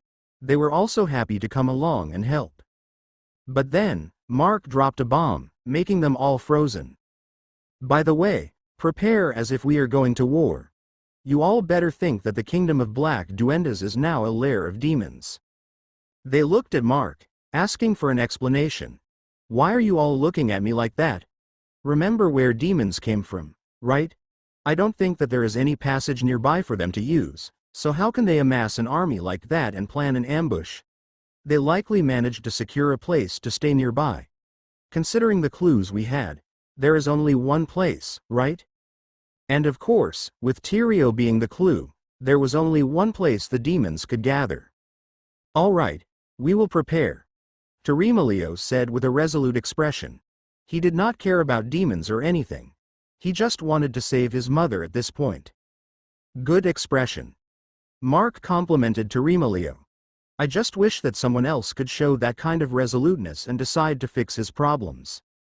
They were confused as to what Mark was talking about. However, they did not notice that Pephile was choking behind either.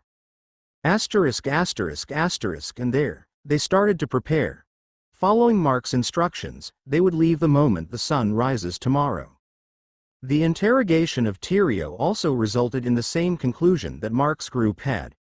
The kingdom of the Black Duendes had never fallen, and it was only a setup for Tyrio and his people to gain clearance to enter the stone fortress. And Tyrio's goal for entering the stone fortress was to gather information. The actual reason he tried to enter the inner walls was for the same reason. However, as he was not given access to it, he tried to use his position, and it backfired. Yes, he was both dumb and did not know how to act his role. Aside from those, there was one thing that was confirmed right out of Tyrio's mouth. The Black Duendes formed an alliance with the nearest demon kingdom. Everything that unfolded was actually their plans. As for their goal, unfortunately, even Tyrio had no knowledge of it. In fact, Tyrio barely knew anything at all and was just following their father's orders. The only thing he knew was that the demons appeared proposing an alliance. The alliance was subjected to the current crisis, the apocalypse. Sooner or later, the kingdom of Duendes would fall. Unlike the stone fortress that most races had no problem approaching, the Black Duendes were avoided like the plague. Unfortunately, just their race alone would have limited ways of protecting their own. They had no choice but to accept the help of demons. Besides, the disposition of the Black Duendes and these demons were quite alike, which made the alliance form quickly. The actual goals of the demons were still uncertain. However, there was no doubt that they wanted something in the stone fortress. Soon, night came.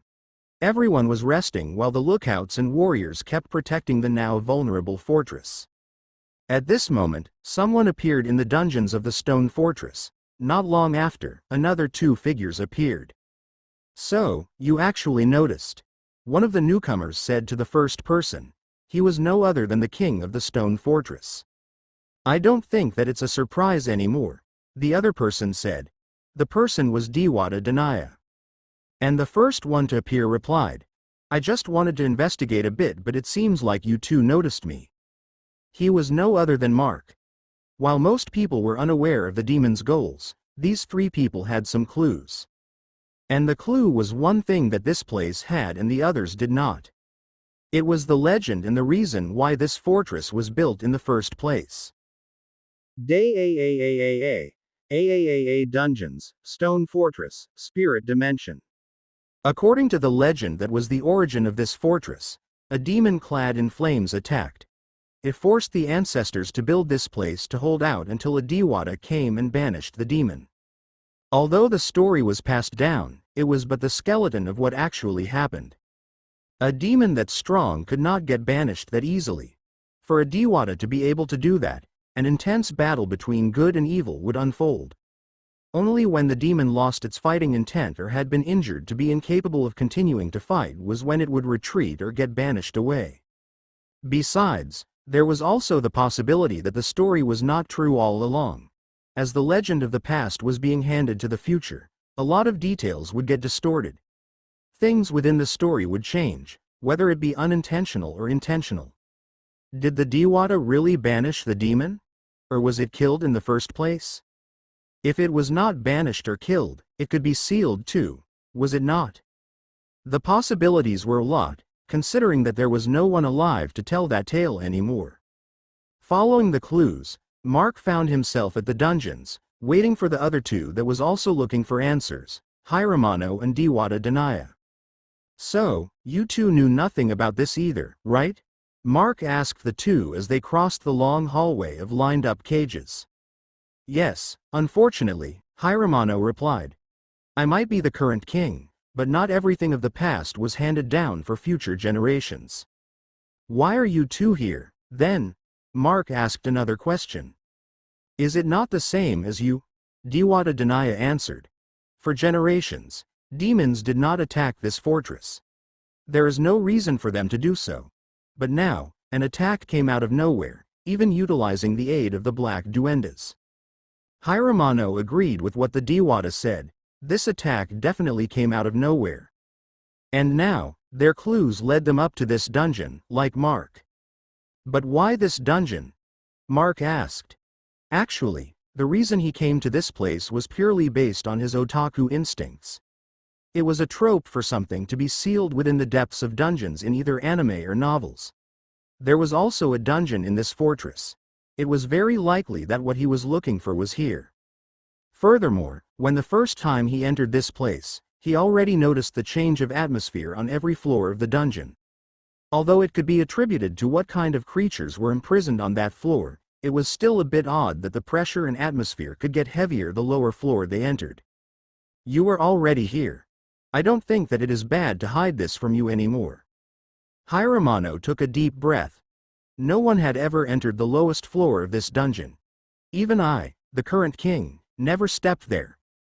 Even my ancestors did not pass on any story about entering that place. That is why if there is something that the demons wanted in my fortress that I did not know about, it would be there at the lowest depths of this dungeon. Mark's eyes lit up as he heard that. It seemed that he was on point in his deductions. There, the three of them, together with several warriors that served as guards, made their way through the dungeon floors to find the answer they were seeking. Along the way, Mark even saw the imprisoned Tyrio in a small cage. It looked like that he looked fine, but he was drained of his magical energy. There was no way for him to enlarge himself back to human size or even move. It was the torture that he went through, and getting drained of their magical energy was very painful to spirits and elementals. When they passed by, the fifth prince was unconscious. It seemed that he really suffered. Nevertheless, in the eyes of Hiramano, Tyrio's current state was far from enough for their loss. If possible, they wanted to execute this traitor of the spirit races.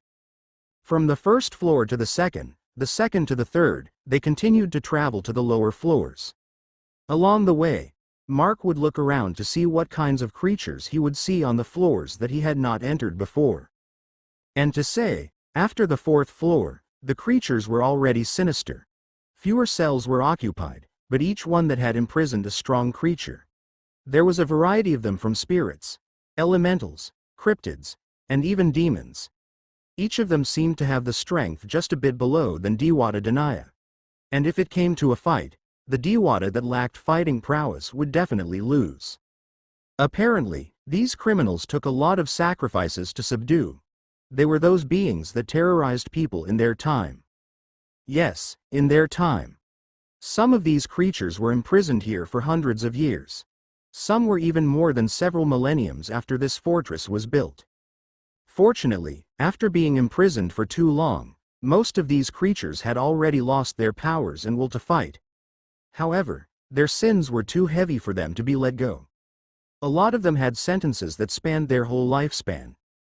If they were immortal in terms of aging, they would be imprisoned here for eternity along with those chains that sealed them. As Mark and the others passed by, some prisoners would glance at them, but none of them would try to beg for mercy or anything. No one would hear their pleas anyway. though it seemed that being imprisoned on this floor and below was quite rare.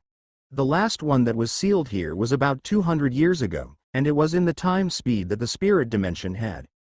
That 200 year was probably already more than thousands in the mortal world. The scene was the same for the 5th floor, though the atmosphere was heavier compared to the upper floors.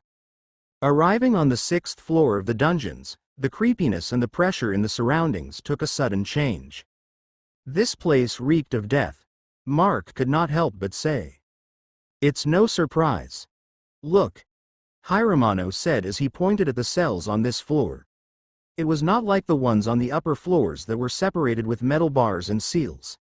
The prison cells on this floor were mostly sealed with a strong magical barrier. And in the prison cell that the king pointed at, a gigantic frog reeking of deadly poison was chained. The visage of the frog was too blurry because of how much poisonous fog was inside the prison cell. "This is where what we call creatures of disaster are being imprisoned," Hiramano explained. "Specifically, it's those creatures that we can't kill because of the repercussions. This frog, for example. We call it the poison plague frog. Its body is filled with gaseous poison that will kill anyone that made contact with it. In order to seal it, we had to sacrifice a lot of people. Unfortunately, we can only seal and not kill it. According to the records passed down to us, killing this frog will release all its poison in the surroundings. I believe you can understand how much damage that could bring to us." Mark nodded at the king's explanation. Creatures like this were better sealed than killed. Aside from the poison plague frog, there were also other creatures of the same category. Most of them were poison carriers, though. One creature, however, took Mark's attention. "I knew that this will interest you." Diwata Danaya stood beside Mark as he stopped in front of the cell. Inside the magical barrier, a black, smoky creature was flying about. It was not only encased by the magical barrier but was also trapped inside a crystal-like coffin. "It's a formless demon, isn't it?" Mark asked. "That's right. This one is something I painfully caught myself. I'm just lucky that it's a newborn, but if it's left alone, it will become a huge disaster." That was right. Remembering how the deity of bloodshed ended up, Mark knew how much of a disaster a formless demon could be. As someone who could use miasma, this creature would really interest Mark. "I'll ask about it next time. We have other things to do," Mark said as they continued on. Unexpectedly from the 7th floor, the dungeon was empty. "We don't really use these parts for imprisoning criminals," the king explained. "I wonder if you can feel it. The strange energy on this floor. All those that we imprisoned here either died after a while or got stronger for no apparent reason. The ones getting stronger were mostly demons, though.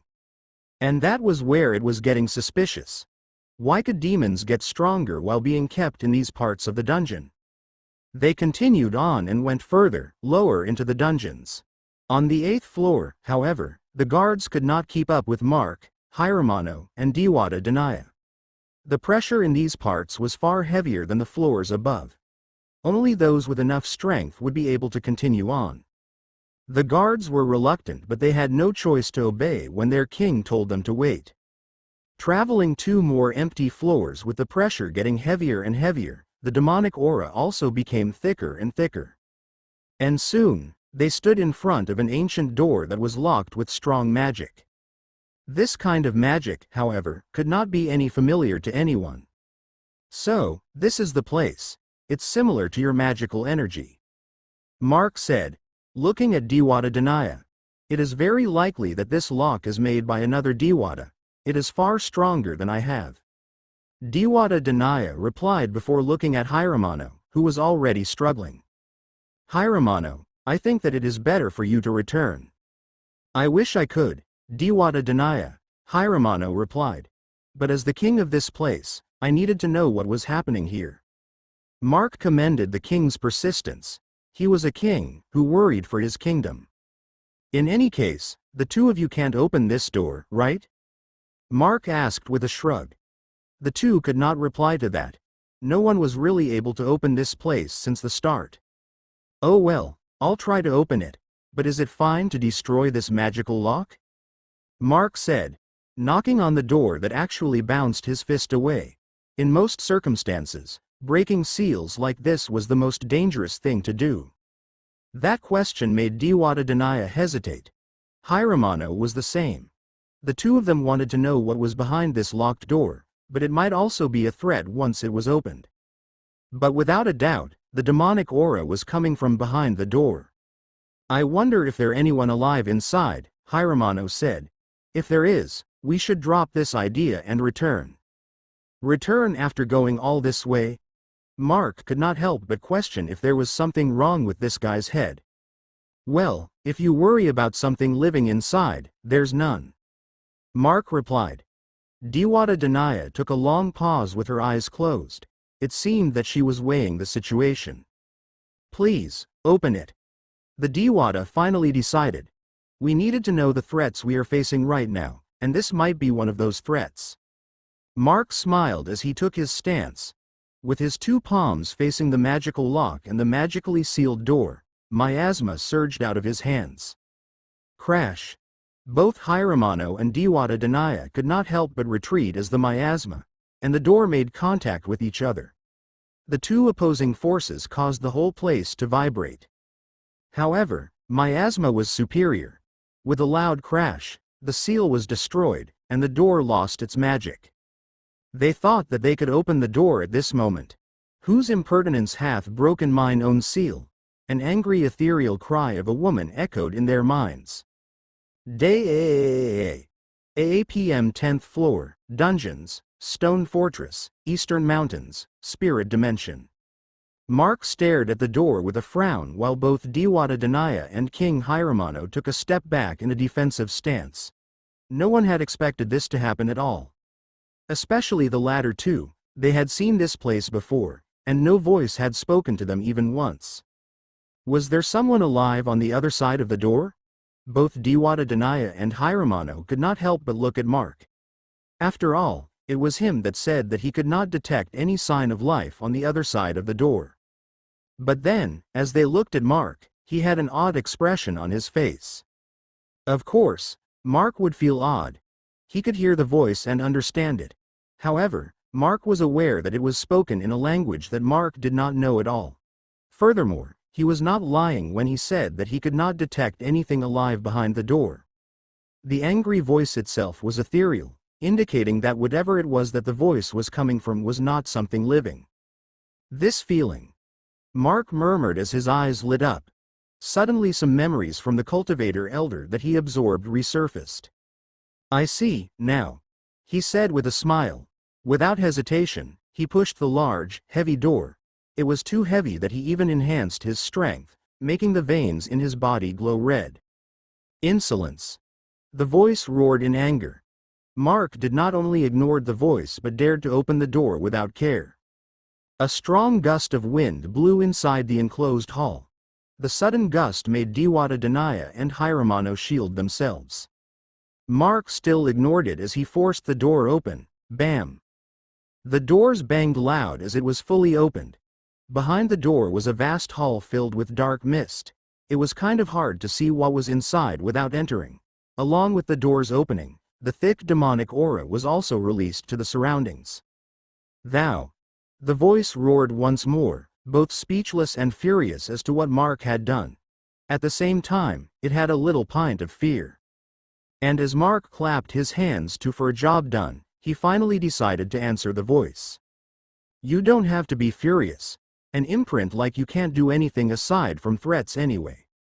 Both Dewata and Hiramano were surprised at how Mark was behaving.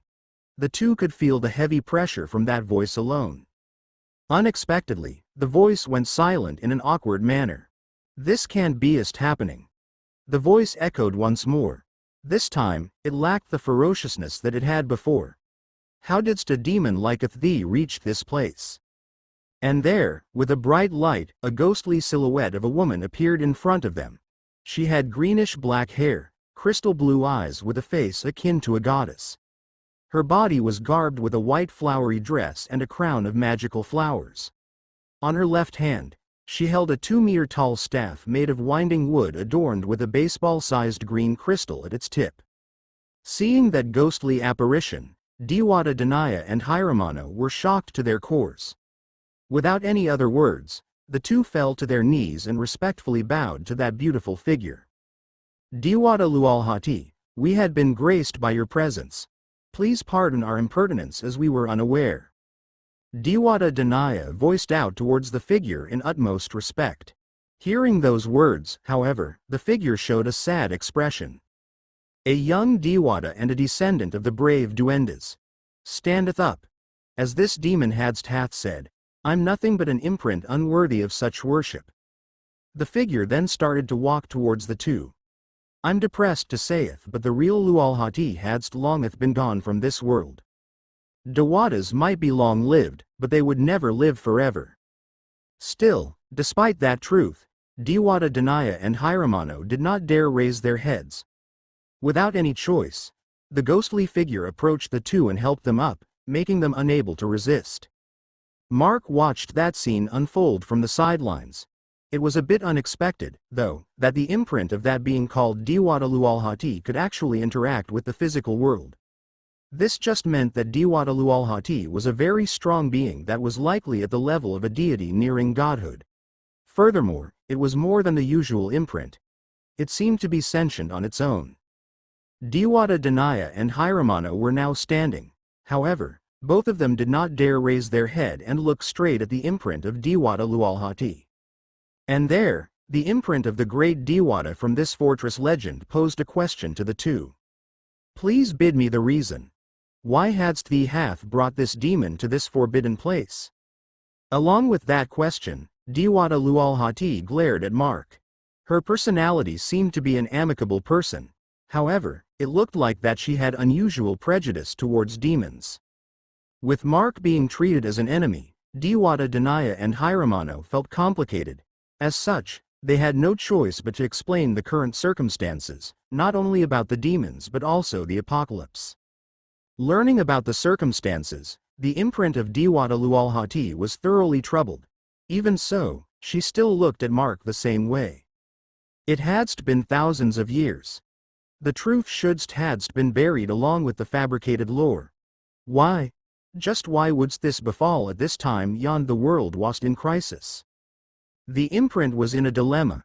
Since Mark was being disregarded at the side, he shrugged his shoulders and turned around. Without saying a word, he entered the chamber, waving through the black mist and the thick demonic aura. Stop. The imprint noticed Mark, but it was already late. He already saw what was inside. At the center of the chamber, a flaming red orb was suspended in the air. It was a bit larger than a basketball. The demonic aura that they were feeling was all coming from this thing. Aside from the flaming orb, 9 pillars were surrounding it filled with magical runes. It seemed to be the central ceiling formation that kept that thing in this place. At this point, the imprint of Diwata Lualhati appeared in front of Mark, blocking his way. Step back. The glare from her eyes was too piercing that it felt quite painful. Even so, Mark just shrugged as he turned around and nonchalantly walked back to the door. His business here was already done. All he wanted to know was what was the thing being kept here. Now that his curiosity was already filled, it was time for him to leave. That gesture from him, however, surprised the imprint. After he saw what that thing sealed in the chamber was, his interest vanished all of a sudden. Was there really no other reason for him to come to this place but to fill his curiosity? But then, Mark stopped in front of Diwata Danaya and Hiramano. I'm not welcome here, so I'll go back. I already saw what's in there, and it's enough for me. Mark said those words and vanished into a surge of black mist that flew back to the upper floors of the dungeons. He did not even give the two a chance to reply as he left. It was not like the two had any reason to stop him. This situation, after all, was a problem that they needed to find a solution on their own. It was for the sake of everyone here in the stone fortress. Mark arrived back at the entrance of the dungeon. It was quite a pity that he had no chance to hear the true story about the legend. Although he already had a vague idea, hearing it straight from the source was a different kind of experience. However, even if he wanted to hear it, Mark doubted that that imprint would speak while he was around. She was extremely prejudiced towards demons, after all. Nevertheless, he was sure about one thing. The part of the legend mentioning the demon being banished was nothing but a lie. It was dead, and what remained of its body was sealed within the depths of the stone fortress. It was that flaming orb, and without a doubt, it was the reason why the demons suddenly started attacking this place. With those thoughts in mind, Mark started to walk away from the entrance, but then, he shrugged his shoulders as he waved his hand with a chopping movement. Snap!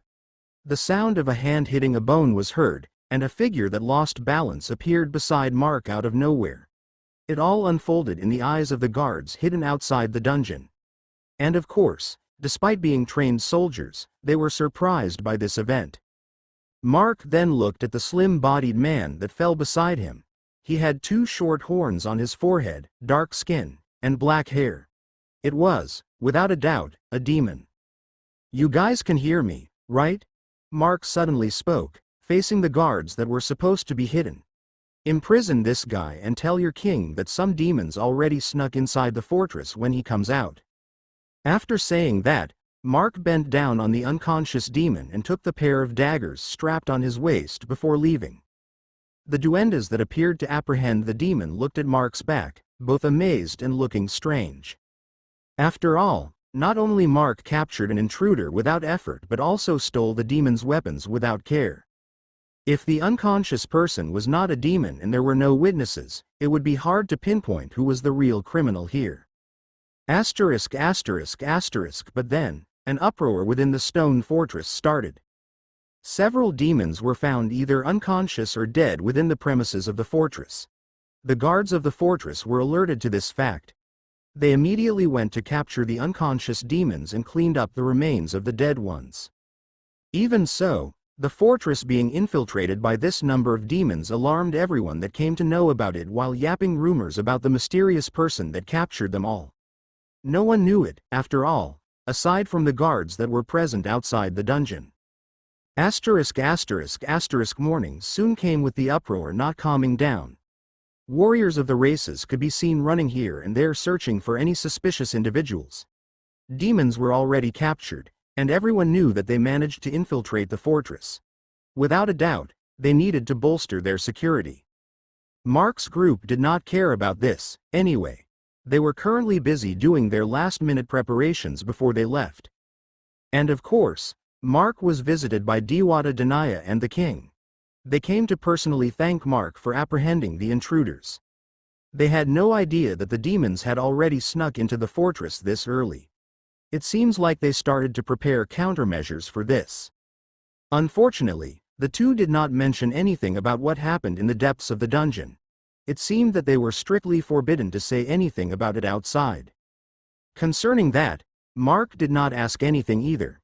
He only told that his group would be leaving soon, and their daughter would be coming with them. Of course, Hiramano did not like it.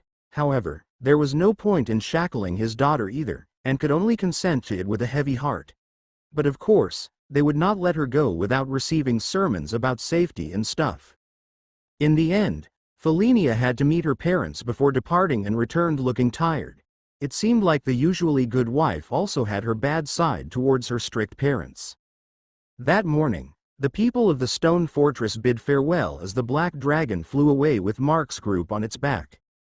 Day AM, Eastern Mountain, Spirit Dimension. After leaving the stone fortress, Shaflar flew down the mountain following Mark's instructions. From the sky, the aftermath of the events yesterday was too clear to see. Starting from the foot and around it, more than half of the mountain was turned into a burnt forest. Even though Mark called upon the rain to extinguish the fire, there was barely anything left. The only things that could be seen in the affected area were the charred trees and the blanket of ash on the ground. It was quite scary to think that more than half of the 10-kilometer mountain became like that in less than a day. Along the way, Mark's group also saw the team of warriors that were sent to hunt animals in the nearby mountain. It was not hard to spot as it was a large group of individuals with varying appearances. They were carefully marching down through the charred forest, being cautious towards any potential danger. Looking at that group, Mark could not help but contemplate how different the society of spirits here in the Philippines compared to modern human society. No, not only compared to humans, but it was also different from how the community of the same races was portrayed in other countries. Master is thinking about something deep again.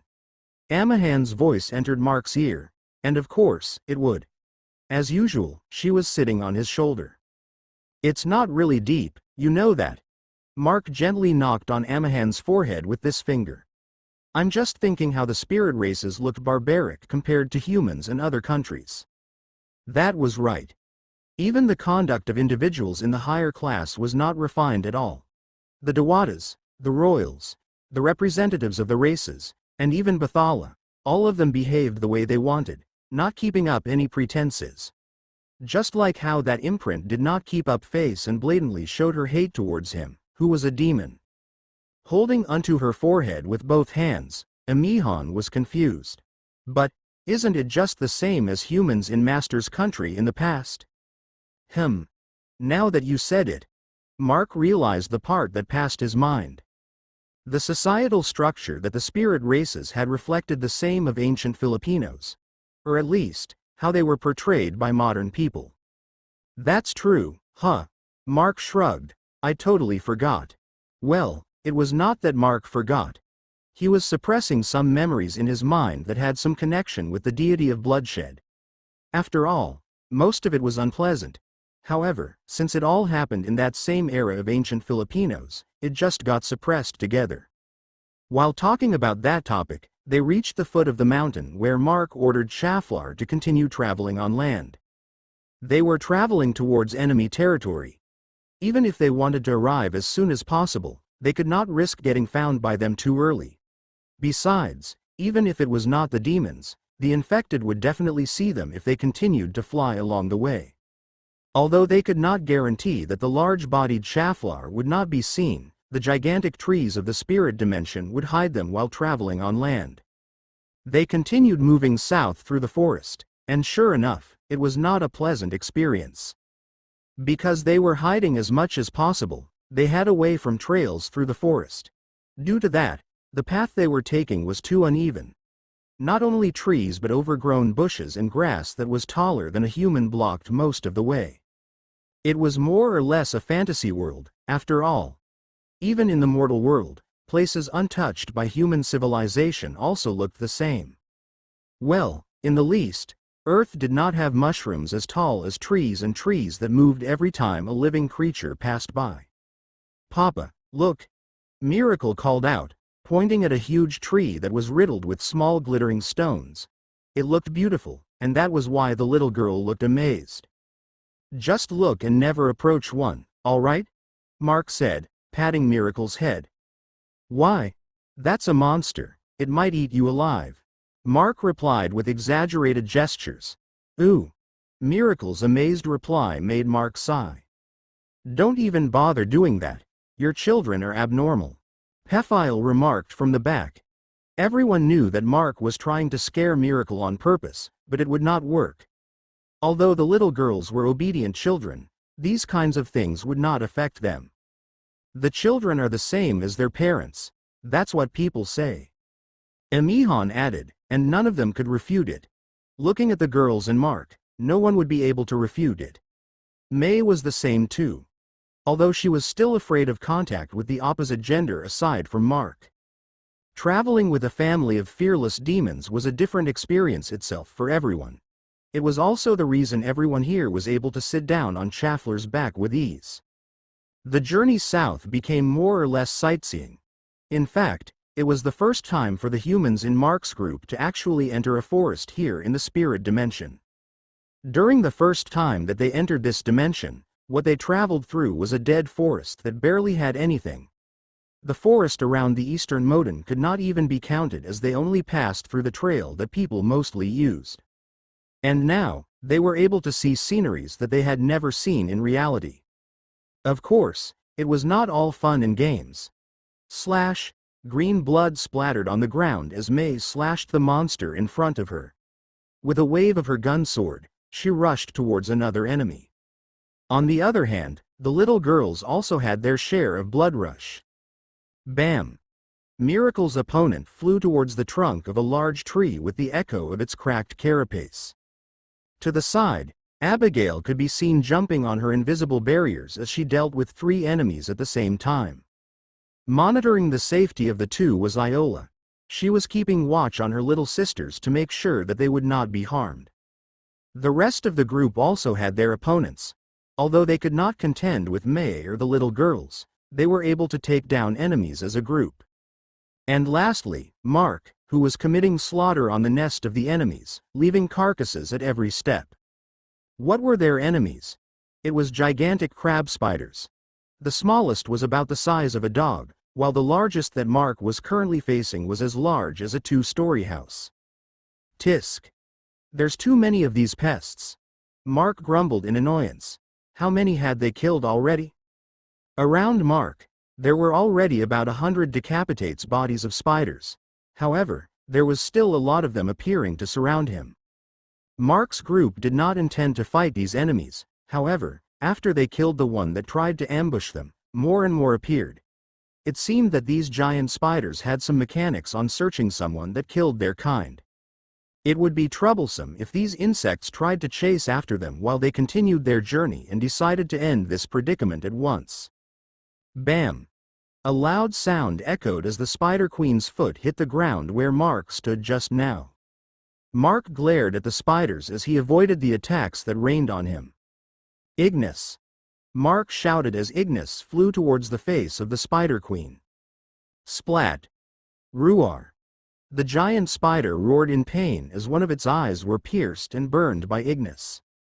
At the same time, Mark called out a crystal, and with a wave of his hand, blades of wind scattered throughout the surroundings. The attack only did not fell the spiders but also some smaller trees. The Spider Queen was still alive, though. That big one had a very tough skin, doesn't she? Mark complained. Well then, let's see about this. Mark opened his wings as Ignis flew back to his hand. Without hesitation, he drove Ignis into another eye, and there. Crackle! Black lightning seeped into the body of the queen spider in a torrential flow.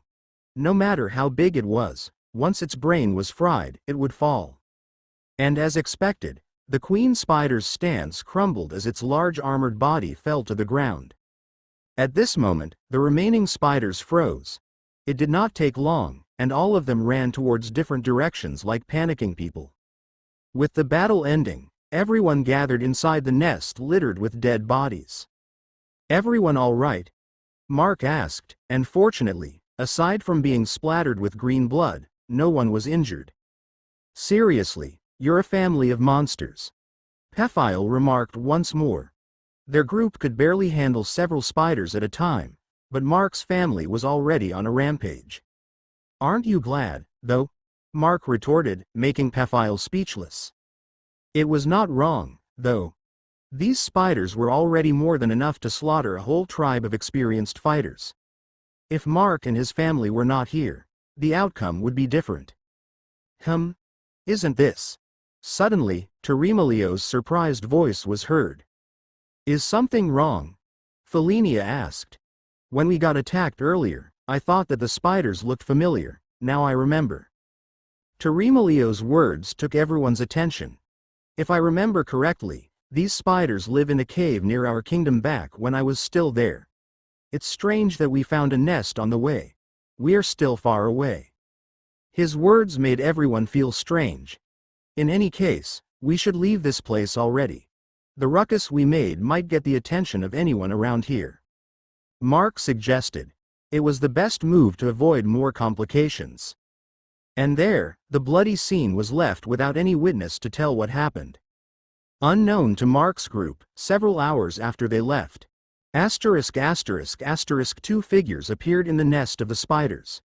When the 2 appeared, the creatures that were currently feeding on the carcasses fled the scene in fear. Duala! What in the world happened here?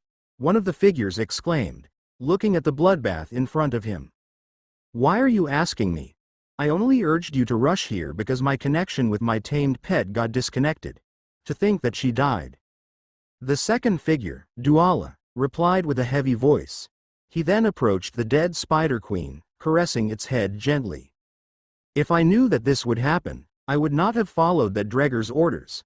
I will ask that bastard for an explanation for this. Duala, you should calm down. Then tell me, what should I do, Volor? My pet died. You're telling me that I should let this slide? Remember how hard it was to tame her? I'm not telling you to let it slide. But first, we should report this situation. You know how tough your pet is. Not just anybody could kill it. After hearing Volor's voice, Duala snorted. Finishing that exchange, the two figures flew away. Mark's group arrived at the foot of the next mountain. It was about 9 kilometers away from the stone fortress. We are already near. It's just on the other side of this mountain, but it's better if we camp out for the night. Termilio said while he showed the way to everyone. His suggestion was accepted without question. Even if he did not say it, Mark would say the same. Without knowing the current situation of the Kingdom of Black Duendes, it was not possible to just barge in blindly. Is there any place we can camp out? Mark asked Termilio. The Duende thought for a bit before nodding. To the west of here. There should be a cave. It should be safe there since no one comes to that place at all. And there, they traveled west. Now, it was no wonder that no one was coming here. The place was actually littered with poisonous plants. It was good that Chafar was armored and did not bother to charge onto the poisonous vines. Soon, they arrived at the cave that Termilio was talking about. Everyone prepared to camp out, except Mark. The night will be long, I guess. He murmured while watching the dusk loom over the sky.